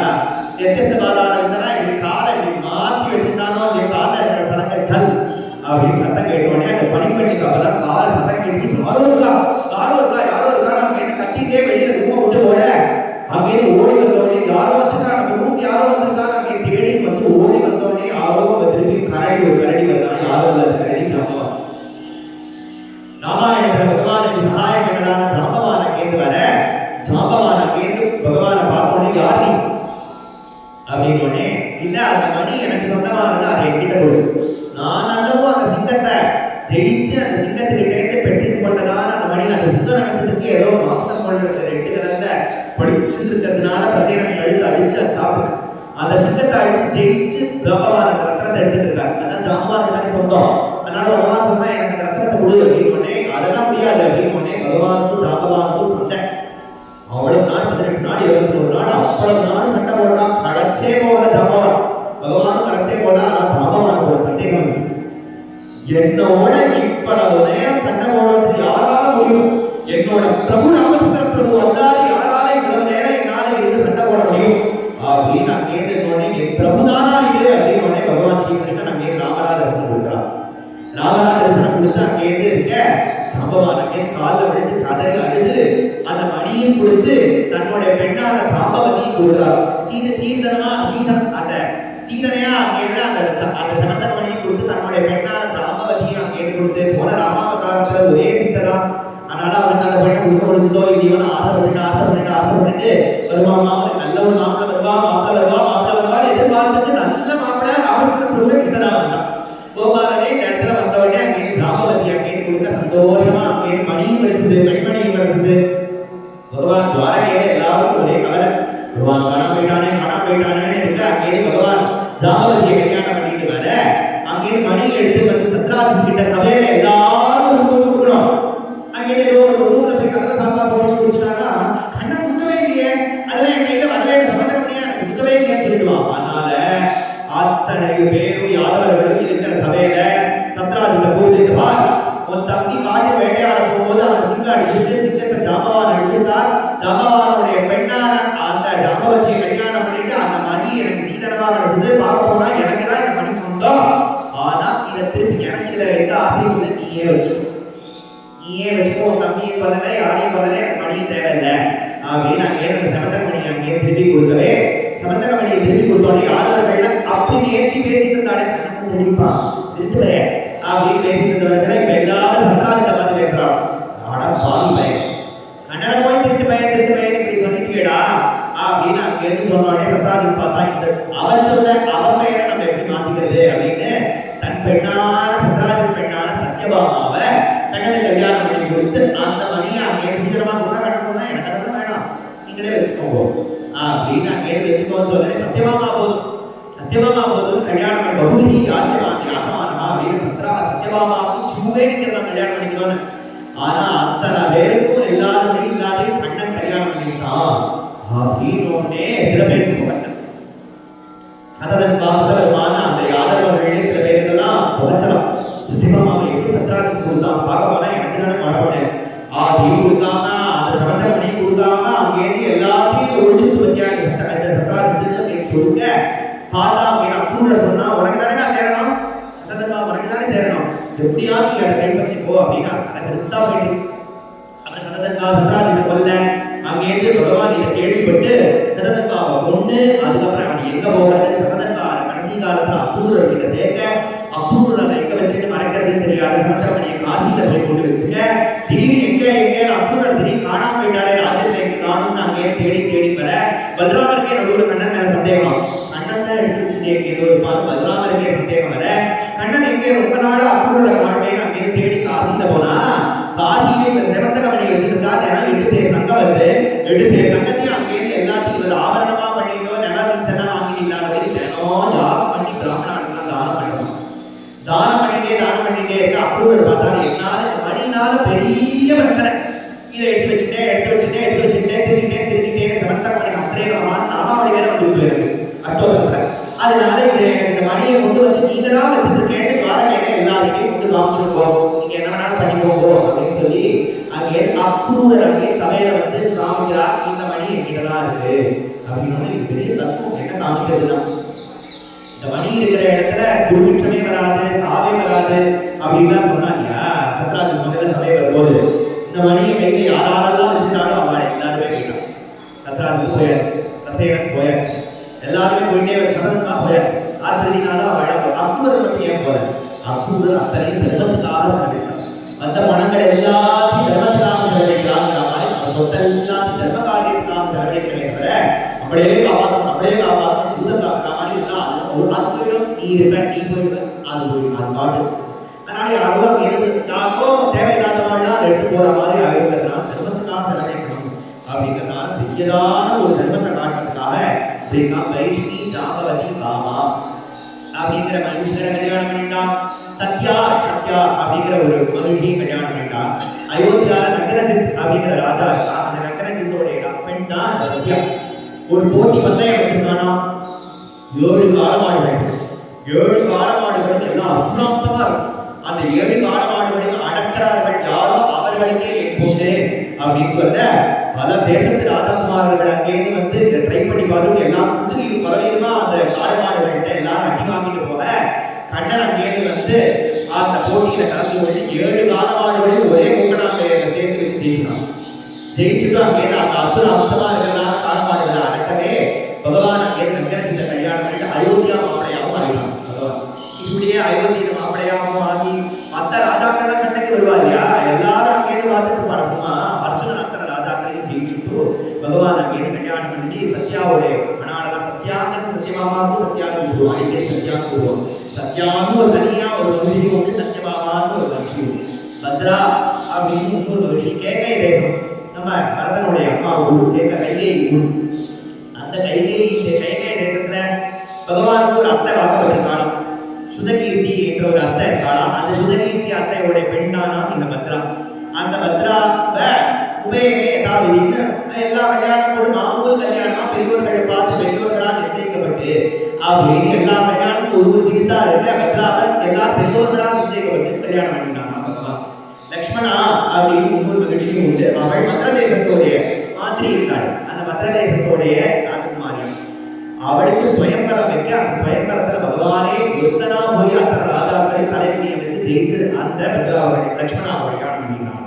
காரண்டி என்கின்ற ஒவ்வொரு மனுஷன் கல்யாணம் பண்ணினான் அந்த காரண்டி என்கின்றவள் யமுனக்கரையில தபசு பண்ணார் அர்ஜுனனும் பகவான் ஒரு நாளைக்கு வேட்டைக்கு போயிட்டு இருந்த போது இந்த காரண்டியை வாங்க காரண்டி என்கின்ற அர்ஜுனனை பார்த்து சொல்றானா பகவானே மனாடனா ஏற்கனவே கல்யாணம் பண்ணிக்கணும்னு ஆசைப்பட்டு இங்கே தபஸ் பண்ணிட்டு இருக்கேன் அப்படின்னு சொல்லவே அங்கேயிருந்து கண்ணன் அந்த காரண்டி அழைச்சிட்டு வந்து அத்தனை கௌரவர்கள் காண்டவர்கள் மத்தியில கல்யாணம் பண்ணி சந்தோஷமா இருந்தான் அதே போல மித்திரவிந்தா அப்படின்னு இன்னொரு பட்டத்து மகிழ்ச்சி அந்த மித்திரவிந்தாங்கிறவள் ராஜாதி தேவி என்கின்ற இன்னொரு அத்தையோட பொண்ணு அத்தை பொண்ணு சின்ன வயசுல வாழையெல்லாம் பார்த்துருப்பான் சுதகீர்த்திங்கிற அந்த அத்தை பொண்ணுடைய பத்ராவையோ இல்ல இந்த ராஜாதி தேவிங்கிற அத்தையோட பெண்ணான மித்திரவிந்தாவையோ சின்ன வயசுல பார்த்துருப்பான் எல்லாரும் கடனை கல்யாணம் பண்ணிக்கணும்னு ஆசை இருக்காதா என்ன அந்த பெண்ணு மாமா பிள்ளைங்கிறதுனால அம்மா நாங்கள் கல்யாணம் பண்ணிக்கிறோங்கிறதுனால ஆசைப்பட்டுட்டே இருந்தவர்கள் ஆனா மித்திரவிந்தாவோட அண்ணா எப்படி நம்ம ரொட்டி ரொம்ப பாபு மாதிரி இவாள்லாம் எல்லாரும் கண்டன போய் கல்யாணம் பண்ணிக்கிறது எல்லாரும் கல்யாணம் பண்ணிக்கோ முக்கியமா இருப்பேன் அங்கே துரியோதனுக்கு சப்போர்ட்டா இருக்க சுயம்பரத்துல அங்கே வந்து துரியோதனுக்கு மாலை போடுன்னு காமிக்க அவனை விட்டு கரெக்டா கண்டன கல்யாணம் பண்ணிட்டு பண்ணிட்டு பகவான் மித்ரவிந்தாவை தூக்கி போய் கல்யாணம் பண்ணானா. இப்படி அஷ்டமங்கடா வைஷ்ணி ஜாம்பவதி பாமா சத்யா பத்ராச லக்ஷ்மணா காடிந்தி மித்ரவிந்தாத விஷஸ் பக்ததா ஹரே அப்படின்னு காடிந்தி காடிந்தி லாலில சரணா ஔதுவ முக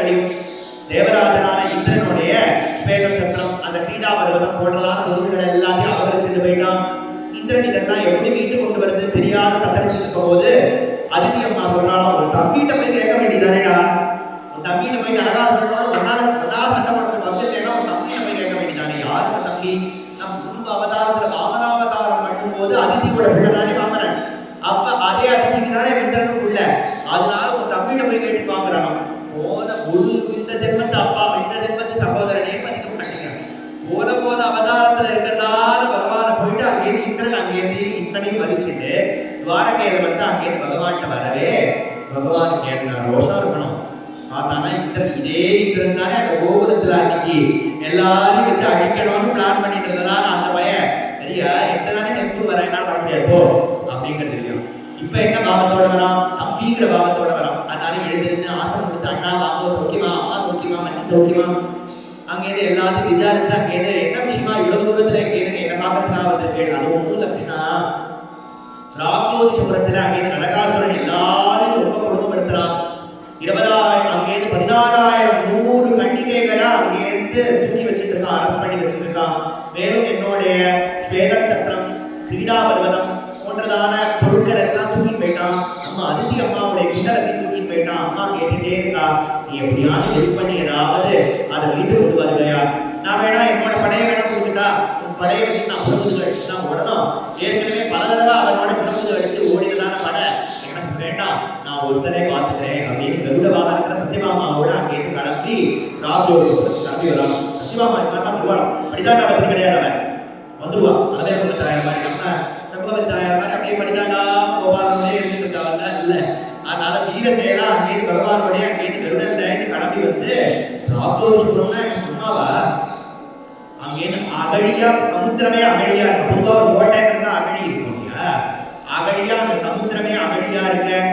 அங்க இருக்கக்கூடியதான பூரா ஒரு இடம்னா வேலி கட்டுவா இல்லையா, வேலி கட்டியிருக்கா. அங்க பூரா புறங்கிற அயன்னாலே இரும்புனாலேயே அந்த வேலி கட்டி இருக்க.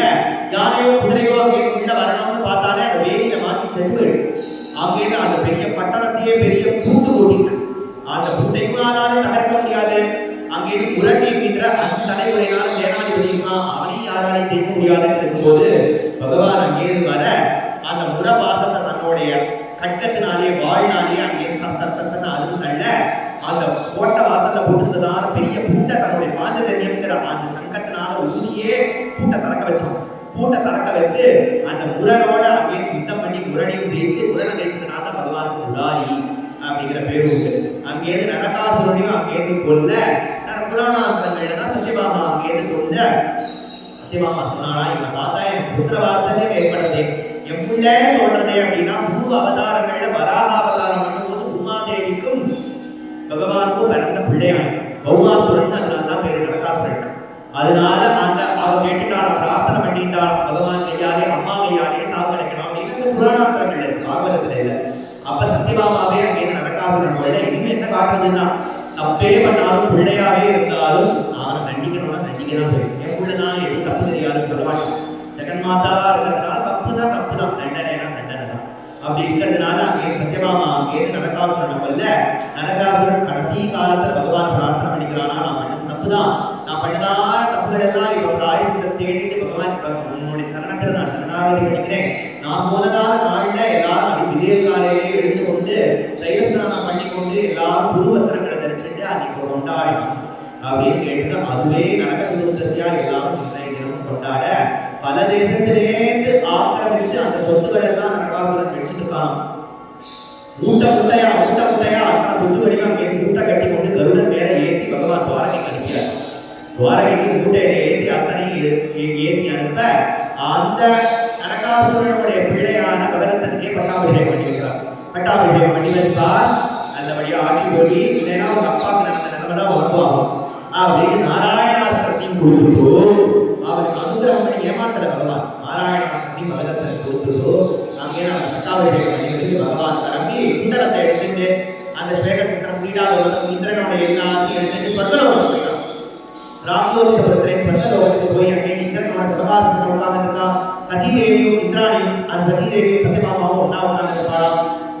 அதிதி தேவி குண்டலத்தை ஆராய சதகனா அப்படின்னு கணக்கை வச்சு இந்திரன் அவங்க தம்பி வந்திருக்கான் அப்படின்னு சொல்லி சசிதேவியும் அங்கே இருந்து சத்யபாமாவும் ஒருபடி வந்திருக்கான். அண்ணா ரெண்டு பேரும் சந்தோஷமா இருக்கும் அங்கே சொல்ல உரமஞ்சனை பண்ணாம இருக்கணும் இல்லையா ஒருபடி.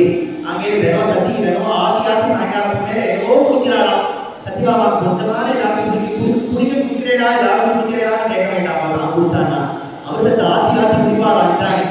அங்கே சத்யபாமா கொஞ்சமா நீங்களும் ஏதோ குடிக்கிறேடா அப்படின்னு கேட்கும்போது சத்யபாமா வேகத்தை ஊற்றி கேட்பான். நீ என்ன சாப்பிட்றேன் அப்படின்னு கேட்டேன். இதெல்லாம் அமுதமா, இதெல்லாம் மனுஷா எல்லாம் சாப்பிடக்கூடாது அப்படின்னு பாடும். மனுஷா எல்லாம் சாப்பிடக்கூடாது. சத்யபாமா ஒரு மாதிரி மனசு கஷ்டமா இருக்கும். தினம் அழகா நிறைய பூவெல்லாம் தொட்டு பிச்சோட அழகா வச்சுட்டு வருவாங்க. இந்திராணி வச்சு வந்தோடனே பண்ணி என்ன பூ பண்ணி ரொம்ப வாசனை பூவே குறைக்கிறது, இது வாழ்நாள் பூ, இதெல்லாம் மனுஷா எல்லாம் வச்சுக்கூடாது அப்படின்னு அங்கே சொன்னோடனே சத்யபாமா வந்துட்டு கோபம் அழுவையும் ஆத்திரம் வர அங்கே கண்டக்டர் வந்து சொன்னாங்க, நம்ம ஊருக்கே போயிடலாம் அப்படின்னு. என்ன ஆச்சுமா, என்ன ஆச்சு, என்ன பிரச்சனை அப்படின்னு. உங்க மண்ணி என்ன மனுஷ சரி நாரி நரின்னு என்ன உதாரணம் நரன்னு சொன்னா நாரி நரின்னா பொண்ணாடி இல்லையா, அதனால உங்க மண்ணி எப்ப பார்த்தாலே மனுஷ கரிச்சு கொட்டா அப்படின்னு அங்கே நம்மளாம் புலச்சி நாயே ஏதாவது சொல்லுவோம் இல்லையா, தேவர்களாச்சி மனுஷனை திட்டுவாங்க.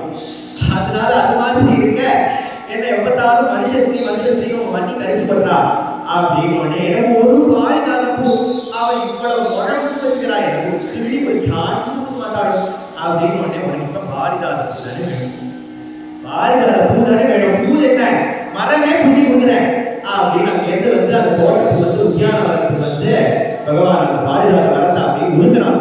உலுக்கினா சும்மா சத்தம் போடாம நெய்ஸா மரத்தை எடுத்து போகக்கூடாது, பகவான் தான் எடுத்து போகிறீங்களா, வேணும்ட்டே நகலை பண்ணணும், சண்டைக்கு வரணுங்கிறதுக்காக அங்கே சத்யபாமா அங்கே வாளியில தண்ணி விட அங்கே கிச்சன்ல போய் இரும்பு கரண்டி எடுத்துக்கா, வேற அதுக்காக பண்ணணும், இப்படி கலரு அப்படி கலரு இப்படி குத்து இப்படி தண்ணி விடு அப்படின்னு அங்கே குச்சன் போட்டு அங்கே 2 ரூபா பண்ணா. இந்திராணி எடுத்து அங்கே தோட்டத்துல பார்த்தா ஐயோ அப்படின்னு பாலாத மரத்தை கலந்தது அப்படின்னு அங்கே இந்திரன்கிட்ட சச்சி சொல்றா, அங்கே பூலோகத்துல 2 அழைச்சிருக்கே நம்ம பாலாத மரத்தை அதை கொடுத்துருக்கா அங்கே என்ன கேளுவோம் அப்படின்னு இந்திரன் பற்றி சொன்னா, பாலாத மரங்கள்லாம் புள்ள விடாதா, பாலாத மரத்தெல்லாம் புள்ள விடாது, பூலோகத்தெல்லாம் கிளம்பாது, பூலோகத்துல கிளம்பாது, அந்த மரங்கள் அங்கங்கதான் வரும் சொல்லுவாங்க இல்லையா, அந்த செடி அங்கங்கதான் வருங்கிற மாதிரி பூலோகத்தெல்லாம் வராது. ஓஹோ, பூலோகத்துல காஞ்சிபுரத்துல இந்த நாள் இருந்தது, நரகாசுரன் வீட்டுல நடந்து இருந்தது, அதனால எங்க வீட்டையும் கிளம்பு கவலைப்படாது போ அப்படின்னு. அதெல்லாம் இல்ல அண்ணி கொடுக்க கூடாதுன்னு சொல்லியிருக்காங்க. சத்தியபாமா கொடுக்கணுங்கிறாடே அப்படின்னாலே உங்களுக்கே இவ்வளவு நாள் கல்யாணம் ஆகியே பண்ணிட்ட இவ்வளவு ஆசை இருக்குன்னா இப்பதான் பாபாவை நான் கல்யாணம் பண்ணிட்டேன், எனக்கு ஆசை இருக்காதா, அவன் கண்ண கசிக்கிட்டு நிக்கிறத நான் பார்ப்பேனா அப்படின்னு சொன்னேன்னா அப்ப யுத்தம் தான் அப்படின்னு. அதே போய் பார்த்து போன உடனே தேவர்களுக்கும் பகவானுக்கும் சந்த யுத்தம். அங்கேருந்து யுத்தம் பண்ண வாயு இந்திரன் குபேரன் எல்லாரும் பதினேழு வரை எல்லாரும் புறப்பட்டு வச்சுட்டு எல்லாரும் ஓடுறாங்க. அது அவங்களே பார்த்தீங்கன்னா அதை என்னடா சண்டை வேண்டிக்கிறது பூதானே வேண்டாம் போயிட்டா அப்படின்னு அங்கே ஒரு மரத்தை கூட அப்படின்னு இந்திரன் கையில ஒரு மரத்தை கொடுத்து போய் வாரகையில போய் உடச்சடி போட்டு ஊற்றிடுவான். அப்படின்னு இந்திரன் அனுப்ப துவாரகையில கொண்டு வந்து இந்திரன் ஒரு மரத்தை கொண்டு வைக்கிறான். ஒரு மரத்தை கொண்டு வச்சா அந்த பாரிஜாத கோப்பே அங்க உருவாகி அப்புறம் அந்த சாந்து நட்டான். மாமா வீட்டுல சாந்து நட்டா உப்படி வீட்டுல விழுந்தது. அப்புறம் அந்த கதையெல்லாம் ரொம்ப பெருசா போகுது. பகவதத்துல அப்படி விஸ்தாரமா அந்த அதிகம் சிறந்த சட்டம் போட்டு போட்டுருக்காரு அந்த கதையெல்லாம். அப்புறம் அங்க இருந்து மாமாவுக்கு என் மேல ஆசையே இல்லை அப்படின்னு ஆகவே நாரதர் வந்து கேட்க உனக்கு ஆசையான வஸ்துவை எனக்கு தானம் பண்ணிடும். அப்பெல்லாம் உனக்கு கண்ணன் நம்மளோடயே இருப்பான்னு சொல்லவே கண்ணனையே கூடி நாரதருக்கு தானம் பண்ணேன். அப்புறம் திருப்பி அந்த கண்ணனை எப்படி திருப்பி வாங்குறதுன்னு தெரியாது. துளசியோடைய மாமாத்மியத்தை ருக்மிணி காமிக்கிறாங்க. கதையெல்லாம் விஸ்தாரமா வருது இல்லையா? அதெல்லாம் பாமா அது எல்லாம் கூட அந்த கதையெல்லாம் ரொம்ப சுவாரஸ்யமா இருக்கும். இப்படியே நரகாசுரனையும் கொண்டு காப்போசப்பட்ட மகரத்தனை குறித்து இது மாதிரியே எல்லாம் நடந்துட்டே இருக்க பகவான் ருக்மிணியோட விளையாடி பரிகாசம் பண்ற அந்த கைபிசி அத்தியாயங்கள்லாம் சொல்லிட்டே வந்து பகவானுடைய பிள்ளை பிரத்யும்னன் அனிருத்தன் பகவானுடைய பிள்ளை பிரத்யும்னன். அந்த பிரத்யும்னன் பிறக்கும் போதே எல்லாமே எல்லா கதையும் பிரத்யும்னன் மன்மதனுடைய அம்சம். மன்மதனை பகவானுடைய மனசுல இருந்தாலும் தோன்றினான். அந்த பிரத்யும்னன் பிறந்த உடனே ருக்மிணிக்கும் பகவானுக்கும் பிறந்தவன் தான் பிரத்யும்னன். பிறந்த உடனே குழந்தை காணாம போயிட்டான். இந்த குடும்பத்தோடைய ராசி போல இருக்கு. குழந்தை அடிக்கடி காணாம போல இருக்கு அப்படிங்கிறவன் கண்ணன் சின்ன வயசா இருக்கும் திருநாவரத்தை தூக்கி போயிட்டான். எங்க காணும் தெரியல அப்படிங்கும் போது அதே மாதிரி இந்த குழந்தையும் பிறந்த உடனே காணாம போயிட்டான். ஏன்னா மன்மதனுக்கு எதிரி சம்பராசுரன். சம்பராசுரன் மன்மதனை மாதிரி குழந்தையா பிறந்திருக்கான். பகவானுக்கு தெரிஞ்ச உடனே வீட்டிலேருந்து கடத்தி கொண்டு போய் சமுத்திரத்தில் கொண்டு போட்டான். பிரத்யும்னனை வந்து சமுத்திரத்தில் அங்கே கொண்டு போட பிரத்யும்னன் ஒரு பெரிய மீன் முழுகிட்டான். அந்த மீனை யாரோ ஒரு வலையை பிடிச்சு கொண்டு வந்து இந்த சம்பராசுரன் எங்க இருக்கானோ அந்த ராஜ்யத்துக்கே அந்த மீனை கொண்டு வந்து கிச்சனை கொண்டு சேர்க்கிறாங்க. அந்த கிச்சனை கொண்டு வந்து சேர்த்த உடனே அந்த தனியை பண்றதான் அந்த மீனை வெட்டினா மீன் வயத்திலேக்கு ஒரு குழந்தை உயிரோட வருது. அந்த குழந்தை உயிரோட இருக்கு. மீன் முழுங்கின குழந்தை உயிரோட இருக்கு. பிரத்யும்னன் அப்படியே உயிரோட இருக்க அந்த குழந்தை தவழ்த்து அந்த ஆண்டபுரத்தை சம்பராசுரன் இருக்கக்கூடியதான அவனுடைய பெண்ணோட ஆண்டபுரத்துக்கு வர மாயாவதி என்கிற பெண்ணா. எப்ப மன்மதன் இப்ப பிரத்யும்னனா அவதாரம் பண்ணியிருக்கானோ மன்மதனுடைய மனைவியான ரதி மாயாவதி சம்பராசுரனுடைய பெண்ணா இருக்க அப்ப குழந்தையா இருந்ததான பிரத்யும்னன் திடீர்னு யுவாவா மாறினான். பகவானுடைய பிள்ளைனால எல்லாருமே பகவத் அம்சமா இருக்க அந்த பிரத்யும்னனும் மாயாவதியும் கல்யாணம் பண்ணி இருக்க இது தெரிஞ்சதான சம்பராசுரன் அங்கே யுத்தத்துக்கு வர பிரத்யும்னன் அந்த சம்பராசுரனை ஜெயிச்சுட்டு ஆகாச மார்க்கமா மாயாவதி பிரத்யும்னனும் துவாரகைக்கு வந்து இறங்க ருக்மிணி பகவான் ஒரே சந்தோஷம். காணாம குழந்தை கல்யாணம் பண்ணினா வரானே, சின்ன குழந்தையா காணாம கல்யாணம் பண்ணிட்டு அங்கேருந்து கிளம்பி வரானே அப்படின்னு அங்கேருந்து சந்தோஷப்பட்டு இருக்க இது மாதிரி நடக்க ருக்மிக்கு ஒரு பொண்ணு ருக்மாவதி அப்படிங்கிற ஒரு பொண்ணு. அந்த ருக்மாவதியை பிரத்யும்னனுக்கே கொடுக்கிறார். அந்த கல்யாணம் நடக்கிறது. கல்யாணம் நடக்கும் போதே கை கலப்பா ஆகி ஏதோ பகட ஆகும்போது பதிலாக ருக்மிணியை கொண்டுறார். ருக்மியை கொண்டுறாகும் போதே ருக்மிணிக்கு எந்தவிதமான வருத்தமும் பகவான் என்ன நடக்கிறானோ அது இல்லையா அப்படிங்கே வர இது மாதிரி பல கதைகளா சொல்லிட்டே இருக்க பாணாசுரன் அங்கேருந்து பாணாசுரனுடைய பெண்ணான அந்த உஷாவை அனிருத்தனுக்கு கல்யாணம் பண்ணிக்கிறாங்க. பெரிய கதை. உஷாவை பகவான் அனிருத்தனுக்கு கல்யாணம் பண்ணி கொடுக்குற கதையை அங்கே சொல்ல பொங்கக வாசுதேவன் பகவான் போலே வேஷம் போட்டுட்டு இருக்கிறதுனால அந்த பொங்கக வாசுதேவன் பகவான் போட்டு வேஷம் போட்டுனா பகவான் ஆகிடுவான். புல்லாங்குழல வச்சு அங்கே அங்கேருந்து மயிலை வச்சுன்னா பகவான் ஆகிடுவான். அந்த பொங்கக வாசுதேவன் பகவான் ஆகிக்க அப்புறம் நாரத பகவான் 16,108 வருஷத்துல கல்யாணம் பண்ணிக்கலாம். அந்த 16,100 கன்னிகைகளும் நரகாசுரன் அடைச்சு வச்சுக்கிறதா சொல்லுவோம் இல்லையா? அந்த கன்னிகைகளை எல்லாரையும் பகவானே கல்யாணம் பண்ணிக்கிறான். 16,108 வருஷத்துக்கு 16,108 கிரகங்கள்ல 16,108 கண்ணனா கல்யாணம் பண்ணிட்டு பூத்து நடத்துறான். எப்படிதான் பகவான் நடத்துறாங்க பார்க்கலாங்கிறதுக்காக நாரதர் ஒவ்வொரு வீட்டிலையும் இருப்பாங்க. யோகேஸ்வரனான கிருஷ்ணன் ஒவ்வொரு வீட்டிலையும் திருசலங்க அப்படியா நடத்துறாங்க. இப்படியே இருக்க கண்ணன் அதே போல தத்தவர்த்தன் சிசுபாலன் எல்லாம் ஆலோசனையாளர்களெல்லாம் அவர்களை அழிச்சு பகவான் அத்தனை பஞ்சபாண்டவர்களுக்காகவும் சகாயம் பண்ணி இது எல்லாம் அப்புறம் சுபத்திரைக்கும் அர்ஜுனனுக்கும் கல்யாணம் பண்ணி வச்சு இத்தனை கதைகளை சொல்லிட்டே வரும்போது அந்த ஒரு கதையை மட்டும் முடிச்சுட்டே வரானா பகவானுக்கு ஒரு ஃப்ரெண்ட் இருந்தாராமே அந்த ஃப்ரெண்டோட கதையை சொல்லணுமே அப்படின்னு உடனே பரீட்சித்துக்கு அதை சொல்லலாம் வரும்போது சுகர் அப்படியே அந்த முத்திரமா வேண்டாம் அந்த கதையை சொல்ல ஆரம்பிக்கிறதுக்கு முன்னாடியே வாசுதேவ் அப்படியே மனசு அப்படியே அந்த லயிச்சு போக பகவானுக்கும் ஒரு ஃப்ரெண்டு உண்டுப்பா சுதாமா அப்படின்னு உண்டு. அந்த சுதாமா கிட்ட எவ்வளவு ஆசையா இருப்பான் தெரியுமா பகவானும். அந்த சாந்திபதி குருகுலத்துல படிச்ச போது சுதாமா பகவானும் ஃப்ரெண்ட்ஸா இருக்க சுதாமா அப்படி ஒரு குணமா இருக்க எப்பயுமே பகவானுடைய சரணத்தையே நினைச்சுட்டே இருப்பார். சரணத்தையே நினைச்சு தியானம் பண்ணிட்டே தன்னுடைய மனைவி கிட்ட எப்ப பார்த்தாலும் சொல்லிப்பானா பகவானோட சேர்ந்து படிச்சேன், நான் பகவானோட சேர்ந்து படிச்சேன் அப்படின்னா அந்த மனைவி சுதாமாவுடைய மனைவியான கல்யாணி சொல்லுவானா சேர்ந்து படிச்சேன்னு பார்த்தாலும் சொல்லிக்கிறேன். கண்ட வஸ்திரம் கட்டிட்டுப்பான், குச்சேலன்னு ஊரே அவனை கழிச்சு போடுவான். அவனுக்கு குழந்தைகள் இருக்குமா, ஆனா அத்தனை குழந்தைகளும் எல்லாரும் பகவானுடைய குழந்தைன்னு முன்னாடி பட்னியா இருந்தா பக்கத்துல இருந்தாங்கன்னா கதை சொல்லக்கூடாது. பகவான ஆசிரியர் ஒரு நாள் பட்னியா முட்டுவானா என்ன? அப்ப பகவான் ஏதோ அப்படி எந்த ஒரு ஆசையுமே இல்லாத நிரபேட்சனா இருக்கிற அவர்களுக்கு யோகக்ஷேமம் மகாத்மியம் பகவானை காப்பாற்றிட்டு இருக்க அவருடைய விஜயனுடைய மனைவி சொல்றா பகவானை பார்க்கணும்னு உங்களுக்கு ஆசை இல்லையா என்ன? எப்போதாலும் பகவானோட குடும்பச்சேன்னு சொல்லிக்கிறே பகவான் பார்க்கணும்னு உங்களுக்கு போய் பார்க்கணும்னு ஆசை இல்லையா?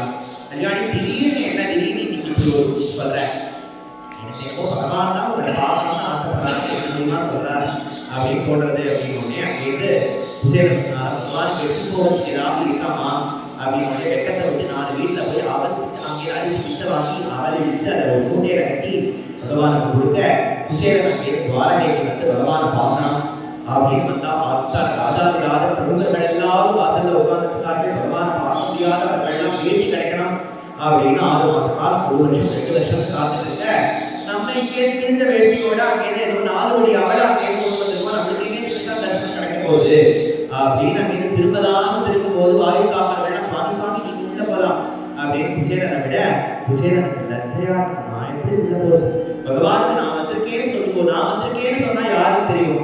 இல்ல பகவானோட கூட வச்சு சுதாமா வந்திருக்கேன்னு சொல்லுவோம் அப்படின்னு பகவான் அந்தபுரத்துல ஏகாந்தமா அஷ்டமைதிகளோட அங்கே இருந்துட்டு இருக்க அப்ப பகவான்கிட்ட வந்ததான சேவகர்கள் உங்களோட கூட வச்சதான சுதாமான்னு ஒருத்தர் வந்திருக்காராம் அப்படின்னு அந்த பேரை கேட்ட உடனே பகவான் அங்கே அலறி அடிச்சு வெளியில ஓடி வர சுதாமாவா என் நண்பனான சுதாமா வந்திருக்காரா அங்கே ஓடி வந்து சுதாமாவை கட்டி பிடிச்சிட்டு அங்கேருந்து அழுன்னு அழுது கதறானா சுதாமாவை கையை பிடிச்சிட்டு அங்கேருந்து அவனுக்கு புது வஸ்திரங்கள் கொடுத்து அவன் குளிப்பாட்டி வஸ்திரம் கட்டிக்க சொல்லி அவனை உட்காந்து வச்சு விதவிதமான பதார்த்தங்கள் எல்லாம் ருக்மிணியான மகிழ்ச்சிகள் எல்லாம் அவனுக்கு பரவாத சுதாமா அப்படியே திணறியோட அந்த பிரேம சாகரத்துல என்ன பண்றதுன்னே தெரியாத அவரை சாப்பிட வச்சு அங்கே தன்னுடைய அந்தபுரத்துக்கு அழைச்சிட்டு சுதாமா காலை வச்சு விட்டு எப்படிப்பா இருக்க சௌக்கியமா இருக்கியா கல்யாணம் பண்ணிட்டியா குழந்தை குட்டியெல்லாம் சௌக்கியமா இருக்கா ஆமா இத்தனை நாள் நீ ஏன் நமக்கு பார்க்கல மாதா வாரணாசிங்கிறது உனக்கு தெரியுமே நமக்கு பார்த்துக்கலாமே அப்போ உனக்கு எந்த எதிர்பார்ப்பும் இல்லாத நீயும் சந்தோஷமா இருந்திருக்க நானும் இவ்வளவு சந்தோஷமா இருக்கானா நம்ம குருநாதனுடைய அனுகிரகம் தான் குரோர அனுகிரகமே இல்ல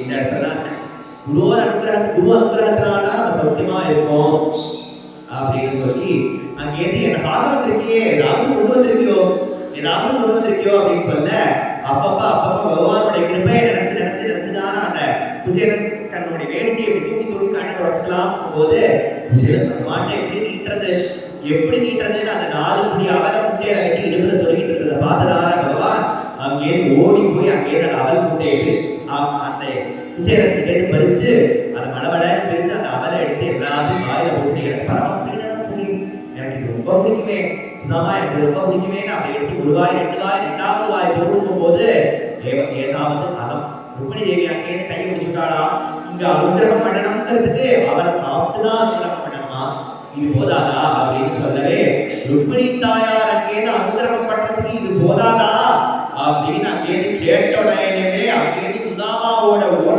ஒரசலா இருக்கக்கூடியதான அந்த வீடு சுதாமாபுரி போர்வந்தர்ல இருக்கிறதான வீடெல்லாம் மாளிகையா அங்கேருந்து பகவானுடைய மாளிகையை போல அங்கேருந்து மாற அங்கேருந்து சுதாமாவோட மனைவியும் எல்லாரும் தங்க பூஷணங்களும் பட்டு படவைகளும் எல்லாம் மாறி அங்கேருந்து சுதாமா கடம்பரைக்கு போய் போயிட்டு வரியாப்பா குழந்தைகள் எல்லாம் அவனை பார்க்காம எல்லாம் ஏங்கி போயிருக்கும் உன் மனைவியை ஏங்கி போயிருப்பா போயிட்டு வா அப்படின்னு சுதாமா நினைச்சுக்கிறார் பகவான் தரிசனம் கிடைக்குமா எனக்கு கிருஷ்ண சந்தர்சனம் பஞ்சம் தபஸ்யா சிந்தை என்ன எனக்கு பகவானுடைய தரிசனம் கிடைக்குமா அப்படின்னு நினைச்சுக்கும் போது பகவானுடைய தரிசனத்துக்கு நான் நாயிக்கா நான் எந்த விதத்துல அவனுடைய கிருபைக்கு லாயக்குன்னு நினைச்சு தன்னுடைய ஊருக்கு வரலாம் அப்படின்னு போது பார்த்தா சுதாமாவுடைய வீட்டை காணும் எங்க போச்சுன்னு தெரியலேயும் போது தன்னுடைய மக்கள் எல்லாம் அங்கே ஓடி காத்து அங்கே அப்பாப்பா இங்க பாருப்பா நம்மளோட 1 வருஷம் அந்த வீடெல்லாம் மாளிகையா மாறிடுப்பா, இங்க பாருப்பா என் மேலெல்லாம் தங்கமும் பட்டுமா இருக்குப்பா, எல்லாம் எப்ப மாறிட்டு எப்படி மாறிட்டுனே தெரியல அப்படின்னு சுதாமா பார்த்தா எல்லாம் கட்ட முடியாது.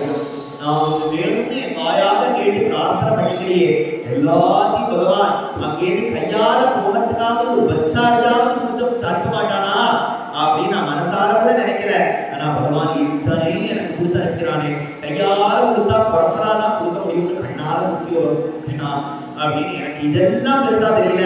ஆனா உங்களுடைய கட்டாட்சம் மட்டும்தான் எனக்கு முக்கியம் அப்படின்னு பிரார்த்தனை பண்ணிக்கலாம். விஜயோபாத்திரம் போன்றதான பல சரித்திரங்கள் எல்லாம் சொல்லி பகவான் ஏகாதசி ஸ்கந்தத்தை உத்தவனுக்கு உபதேசம் பண்ணா அப்படின்னு சொல்லி பகவான் வைகுண்டத்துக்கு கிளம்ப போறான். அப்படிங்கிற இடத்துல எங்க கிளம்பினான் எல்லாரும் பார்த்துட்டு இருக்க பகவான் அங்கே குரோதாய கடிப்போயக்ஷீலம் பாகவதாரணம் அப்படின்னு பாகவதத்துக்குள்ள உள்ள நுழைஞ்சான். பாகவதத்துக்குள்ள நுழைய அப்படின்னு யாரெல்லாம் பாகவதம் படிக்கிறாரோ பூரா கண்ணனா பாகவதத்தை படிக்க வச்சுருக்காங்கிறது இல்லை. என்ன சொல்ல பாலகோபாலன கையன். அதனால்தான் சொல்லும்போதே ஸ்ரீமத் பாகவதாத்மயம் பிரத்யக்ஷம் கிருஷ்ணனே சாட்சாத்து தான் பாகவதமே கிருஷ்ணனா இருக்கிறதுனால எல்லா அவதாரங்களுக்கும் மேல இருக்கிறதான கிருஷ்ணாவதாரத்தை சொல்லி ஸ்ரீ அண்ணா முடிக்கிறா. சர்வோத்தம ஸ்ரீ கோவிந்த சகல குணாதீன பாதாரவிந்த சர்வோத்தம ஸ்ரீ கோவிந்த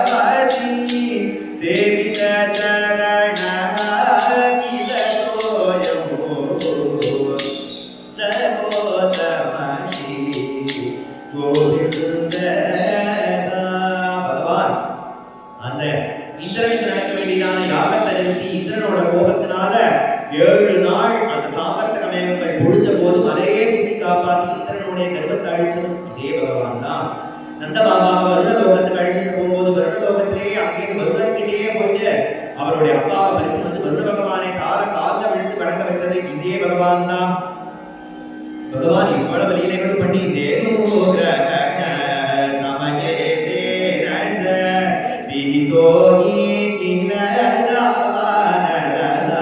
பிரம்மா அத்தனை குழந்தைகளை கண்டுகுட்டியும் எடுத்து போகும்போது பகவானுக்கு அத்தனை கண்டுகுட்டிகளாகவும் அத்தனை ஆயிரங்களாகவும் தானே மாறி பிரம்மாவே கோபிக்க வச்சதான இதே பகவான் தான். அங்கேருந்து காட்டு தீ பற்றிக்க காட்டு தீ அள்ளி குடிச்சதான இதே பகவான் தான். ஆச்சாரிய சூத நயனே தஸ்ய நிதேஷே வினதோ பவனில காலனா. காலனான யமதர்மராஜாக்கே ஆணையிட்டு என்னுடைய அந்த குருபுத்திரனை கொண்டா அப்படின்னு சொல்லி யமதர்மராஜாவே பகவானுடைய சரணத்துல விழுபடியான வைபவம் உடையவர். வாணிபதி ரவி மோகிதகாலா பாணாசுர சமரே கில ருத்ரகா சார்வாச்சுத விஷிகைதிதகாலா. பாணாசுரன் போல யுத்தம் பண்ணும்போது உஷாவான தன்னுடைய பெண்ணை பகவானுடைய பேரனுக்கு கல்யாணம் பண்ணி கொடுத்தாராம். பாணாசுரன் சும்மா கல்யாணம் பண்ணி கொடுத்தாரா? யுத்தம் பண்ணிதான். பாணாசுரனுக்கு யுத்தம் பண்றதுக்கு சகாயம் பண்றதுக்காக பரமேஸ்வரனே வந்தார். பரமேஸ்வரன் குருவன் காடி எல்லாரும் வரவே அவர்களாவே கண்ணனுடைய யுத்தத்தை தாக்கு பிடிக்காம எல்லாரும் போயிட்டாங்க. பரமேஸ்வரன் போய் தாக்கு பிடிக்காம இருப்பாரான்னா பகவானுடைய அழகுல அவரால் நிற்க முடியும். போது போறாருங்கிறது இல்ல, பகவானுடைய அழகுல முருகருக்கோ அங்கேருந்து சிவனோ பார்த்து நிற்க முடியும். அந்த அழகும் அந்த சுண்டிகையும் அந்த பார்வை குருகுரு பார்வையும் போதுமே அப்படின்னு அந்த குருவுக்கான பார்வையை பார்க்கறதே சிவனால நிற்க முடியாத இருக்க தோல்வியை ஒற்றுக்கொண்டு சிவனே அங்கே பகவானுடைய அழகுக்கு மயங்கி இருக்கார். இப்படி இருக்க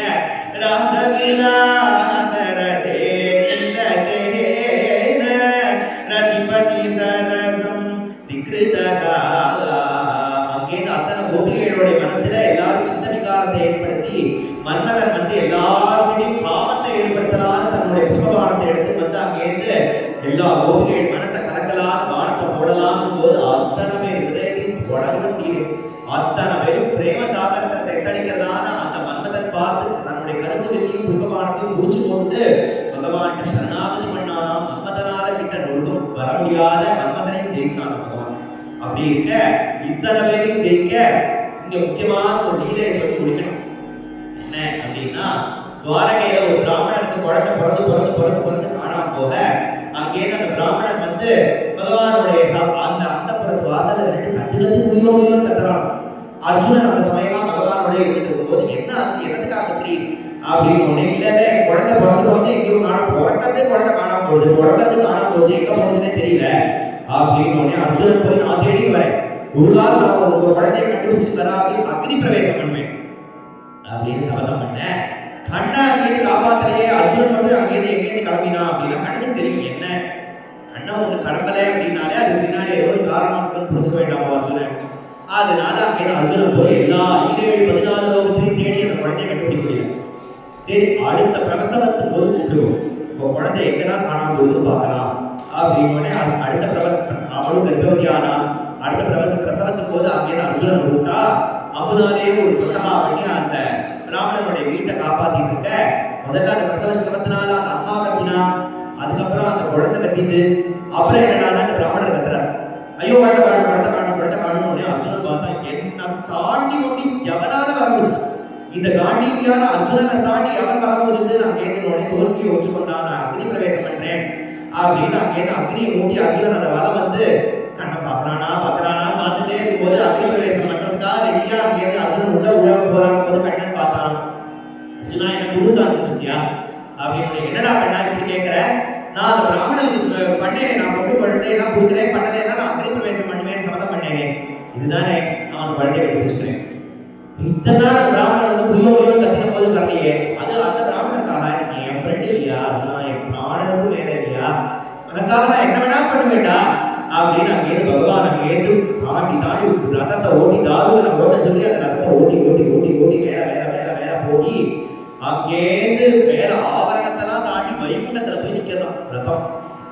வைகுண்டத்துல வந்து அந்த தேர் நிக்க அங்கேருந்து அந்த பிராமணனையும் அழைச்சிட்டு வைகுண்டத்துக்கு போயாச்சு.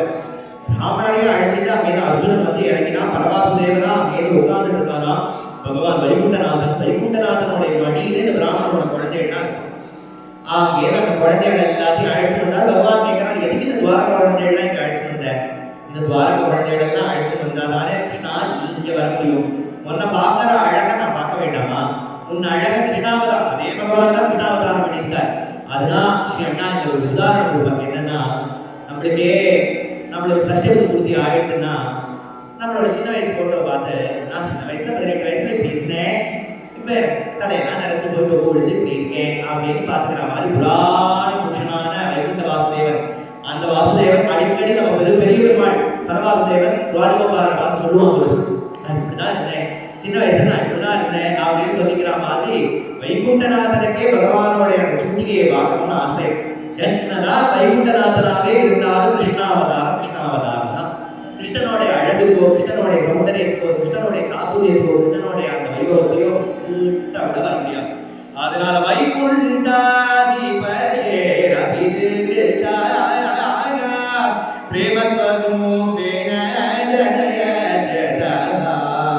வைகுண்டநாதன்லேருந்து ஆரம்பிச்சு இந்திரன்லேருந்து அந்த சிவன்லேருந்து பிரம்மாலேருந்து வருணன்லேருந்து யமன்லேருந்து எல்லாரையும் தன்னுடைய ஆட்சிக்கு உட்படுத்தி தன்னுடைய எல்லா சர்வேஸ்வரனா பகவான் இருக்கான் அப்படிங்கிறதெல்லாம் பல லீலைகள். அப்புறம் பாண்டவர்கள் எல்லாம் வாழ வச்சதோ, பாஞ்சாலி மான சம்ரட்சணம் பண்ணதோ, பாரத யுத்தம் நடத்தியதோ, தர்மபுத்திரர்கள் பட்டாபிஷேகம் பண்ணதோ, இத்தனை அத்தனையும் முடிச்சுட்டு யாதவர்கள் எல்லாரையும் திருப்பியும் பிராமண சாபத்தினால எல்லாரையும் திருப்பியும் அவரவர்களுடைய தேவர்களாலே வந்தார்கள். தேவர்களை திருப்பியும் அழைச்சு எல்லாரையும் திருப்பி அனுப்பிட்டு பிரபாச கஷேத்திரத்துல அங்கே உத்தவனுக்கு சாந்த ஸ்வரூபியா உத்தவனுக்கு கீதோபதேசம் பண்ணி உத்தவ கீதையை அங்கே உபதேசம் பண்ணி பகவான் கிளம்பலாம் அப்படின்னு சொல்லி இந்த பாகவதத்திலேயே ஐக்கியமாக பாக்கியம் நம்மளுக்கு. எப்படி ஸ்ரீமத் பாகவதத்தை சப்தாகம் மூலியமா பொதுவா முதல்லேருந்து பரமஸ்கந்தத்திலேருந்து ஆரம்பிச்சு சொல்றதுன்னு ஒரு கிரமம். ஆனா கிருஷ்ணலீலைகளா சொல்லலாம்னா ஒன்றும் சொல்லலாம். 7 நாள் சொல்லலாம், 20 நாள் சொல்லலாம், 90 அத்தியாயங்களை எப்படிதான் சொல்லி முடிக்க முடியும்? அதை எவ்வளவு மகான்கள் அனுபவிச்சிருக்கா, அவர்கள் கீர்த்தனங்களோ ஸ்லோகங்களோ எவ்வளவு பாடியிருக்கார்கள் மாடாச்சு. அதை ஸ்ரீ அண்ணா எப்படி அனுபவிச்சிருக்காரு கோவிந்தசதகம் மூலியமா அப்படிங்கிறத ஏதோ டிராப் ஃப்ரம் தி ஓஷன் ஏதோ 100 கீர்த்தனங்கள் பாடிட முடியாது. ஆனா ஏதோ கொஞ்சமாக ஏதோ பார்த்தோம் அப்படிங்கிறத ஏதோ சொல்லிக்கலாம், ஏதோ அனுபவிச்சோம் அப்படிங்கிறதான் சொல்லிக்கலாம். ஸ்ரீ ராஜகோபாலன் இந்த குடும்பத்தை இப்படி சப்தாக ஏற்பாடு பண்ணி எல்லாருக்கும் மேலும் மேலும் இதே மாதிரி கொட்டும் பலையுமா ராஜகோபாலன் இதே மாதிரி எல்லாரும் சத்சங்கத்திலேயே பிணைச்சு பின்னி பிணைச்சு வச்சு ஏதோ ஒரு கல்யாண கார்த்திகை தான் ஒன்று கூடினோங்கிறது இல்லாத மாதிரி சப்தாகமும் ஒன்று கூடி எல்லாரும் இது மாதிரி சப்தாகமும் ஒன்று கூடி எல்லாரும் இதே மாதிரி பஜனைனா எல்லாரும் ஜாகரா பண்ணிட்டு சந்தோஷமா இது மாதிரி எப்பயும் பகவத் விஷயத்திலேயே எல்லாரும் ருச்சி இருந்துட்டே இதுதான் பெரிய சௌக்கியம், இதுதான் பெரிய சந்தானம், பெரிய சொத்துங்கிறது இதுதான். நிலம் நீச்சு நகை பணம்ங்கிறதுலாம் எல்லாம் அதெல்லாம் வரும் போகும், எல்லாமே அதெல்லாம் டெம்பரரி தான். ஆனா பெரிய சொத்து இந்த குடும்பத்தோட நிதிங்கிற கதாசிரமம் நாம சங்கீர்த்தம் அதுதான் உலகத்துக்கே பெரிய சொத்து. ஆதி இந்த குடும்பத்துக்கு தனி பிரத்யேகமான சொத்தா ஆதிக்கிறதுனால இந்த ருச்சி ஏற்பட்டு எல்லாரும் அந்யோன்யமா எல்லாரும் அது ஆசையோட அதுவும் பகவானோட உற்சவ சமயமா கதை கேட்கறது பகவான் போய் தரிசனம் பண்றது, கதை கேட்கறது பகவான் தரிசனம் பண்றது அப்படின்னு இங்க அப்படியே கதை கேட்டுட்டு கண்ணா நேற்றை நீ சோத்திரை சகித்துவா அப்படின்னு பூரா காதாலையும் அப்படி பார்த்து கண்ணால அதை பிடிச்சு இதே மாதிரியா 7 நாளும் என்ன ஒரு வைகம் சொல்லி இதெல்லாம் என்ன பிரார்த்தனை பண்ணிட்டா நம்ம எவ்வளவு ஜென்மா என்னென்னலாம் புண்ணியம் பண்ணுவோமோ அப்படின்னு நினைச்சு நம்மளே பெருமைப்பட்டுக்கிறது இல்லை. கடைசியே நானோ பரமோ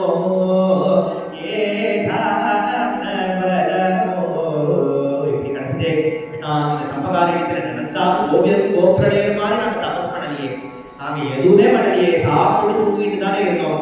உன் சன்னதியில வந்து இப்படி வந்து சப்தாகம் கேட்க முடியாம சொல்ல முடியாம நீதானே கூப்பிட்டு வச்ச, வாயில வரதோ கேட்க வச்சதோ நீதானே பிரபோ நீதானே பண்ண, எந்த ஒரு சாதனையும் பண்ணாத இருந்த சாதன ரீதமும் சரணாகதம் பிரபோ பாலயமாம் தீனமும் கோபாலா பரிபாலயமாம் தீனம் கோபாலா தவ சரணாம் புஜமே பகதி மே முரளீதர கோபாலா ஹரே முரளீதர கோபாலா.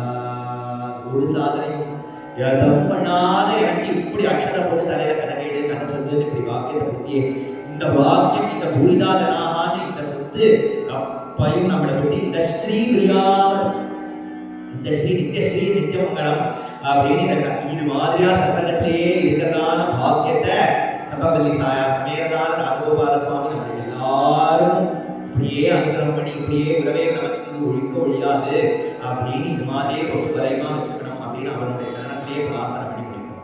ஸ்வஸ்தி பிரஜாப்யம் பரிபாலயந்தாம் நியாயேன மார்கேண மகிமஹீஷா ஓம் பிராமணேभ्य शुभमस्तु नित्यं लोकाः समस्ताः सुखिनो भवन्तु.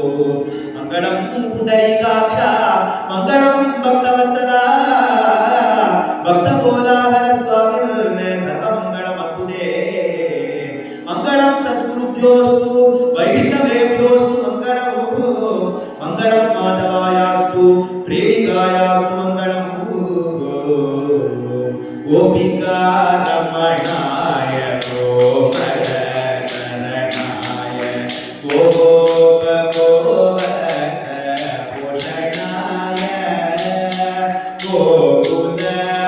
गोकुलवासाय गोवर्धनेशाय श्रीमते भक्तकोलाहलाय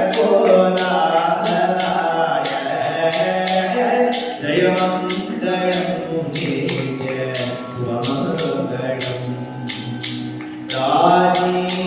राजीवनेताय कमनीयदाताय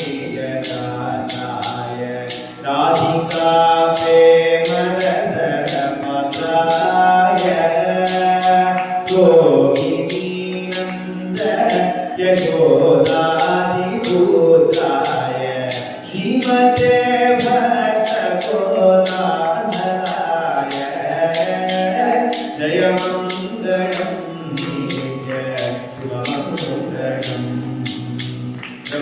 ब्रह्मादिविमुक्ताय प्रेमनिलयाय प्रणतादिहरतूय वीक्षणाय वकापिचन्द्राय वृन्दावनेशाय श्रीमते भक्तगोदाधराय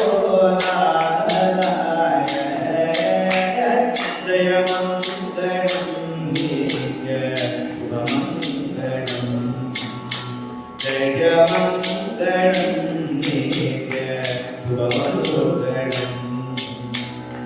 गोपिकाजीवनस्मरणं सद्गुरुनाथ महाराज की हरे राम राम राम हरे हरे हरे कृष्ण कृष्ण कृष्ण हरे हरे हरे राम राम राम हरे हरे हरे कृष्ण कृष्ण कृष्ण हरे हरे हरे राम राम राम हरे हरे हरे कृष्ण कृष्ण कृष्ण हरे हरे हरे राम राम राम हरे हरे हरे कृष्ण कृष्ण कृष्ण हरे हरे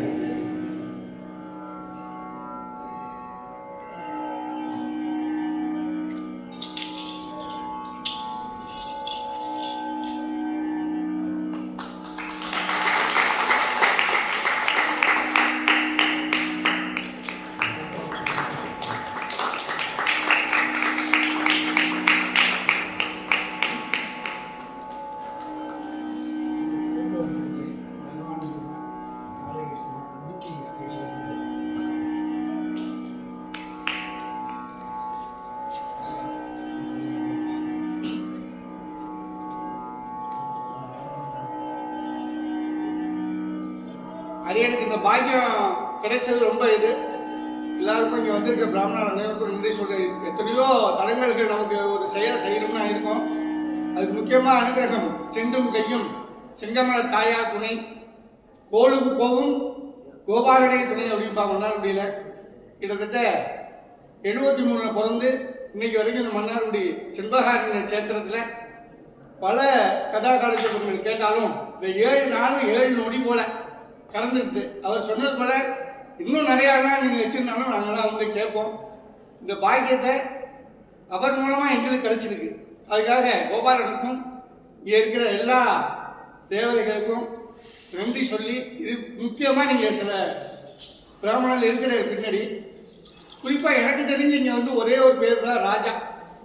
அவரை நான் அனைவரின் சார்பாக ஹானர் பண்ணுறதுக்கு ஒரு வாய்ப்பு கொடுக்குமாறு கேட்டுக்கொள்கிறேன். வாங்க.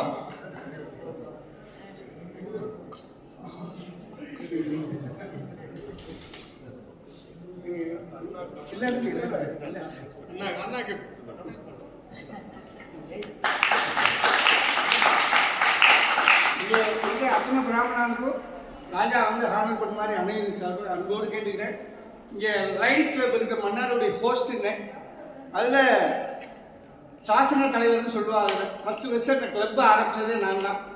எல்லா பிக்ஷாக்கும் இங்கே இருக்கிறவங்க இருக்கா. ஒரு பிராமணனா அதில் எனக்கு ஒரு பிரசிடென்ட்ஷிப் கொடுத்தா. இப்போ ஐஏஎஸ் கோச்சிங்கில் டிஸ்ட்ரிக்ட் சேர்பர்சனாக இருக்கேன். இந்த 7 நாளும் இந்த நிகழ்ச்சியில் நான் கலந்துக்கிட்டேன். இதுக்கு காரணம் என்னுடைய மைத்துனர் இங்கே நலவம் வந்திருக்கா, இங்கே கணேசன். அவர் தான் முக்கிய காரணம். தகவல் சொன்னால் அது இந்த பாக்கியம் கிடைச்சிது. எல்லாருக்கும் அந்த இதில் நன்றி சொல்லிக்கிறேன்.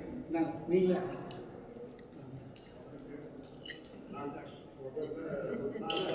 முதல்ல நம்ம இவருக்கு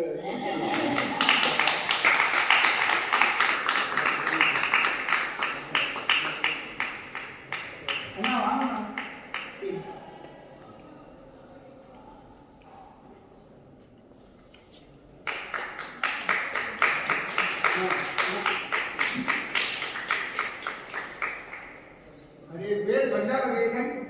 இனிமேல் நடக்கிற அனைத்து கைகளையும் என்னையும் சேர்த்து விடணும்னு நினைக்கிறேன்.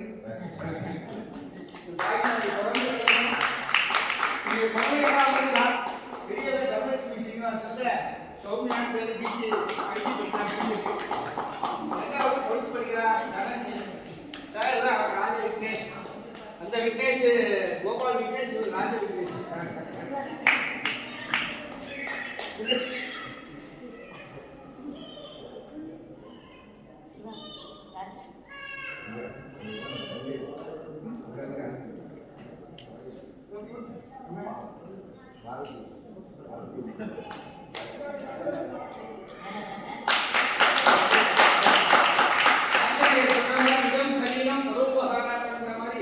ஏதோ ஒரு ஜென்மால இந்த ஒரு பாக்கியம் கிடைச்சது எல்லாருக்கும் கைப்பற்றும்.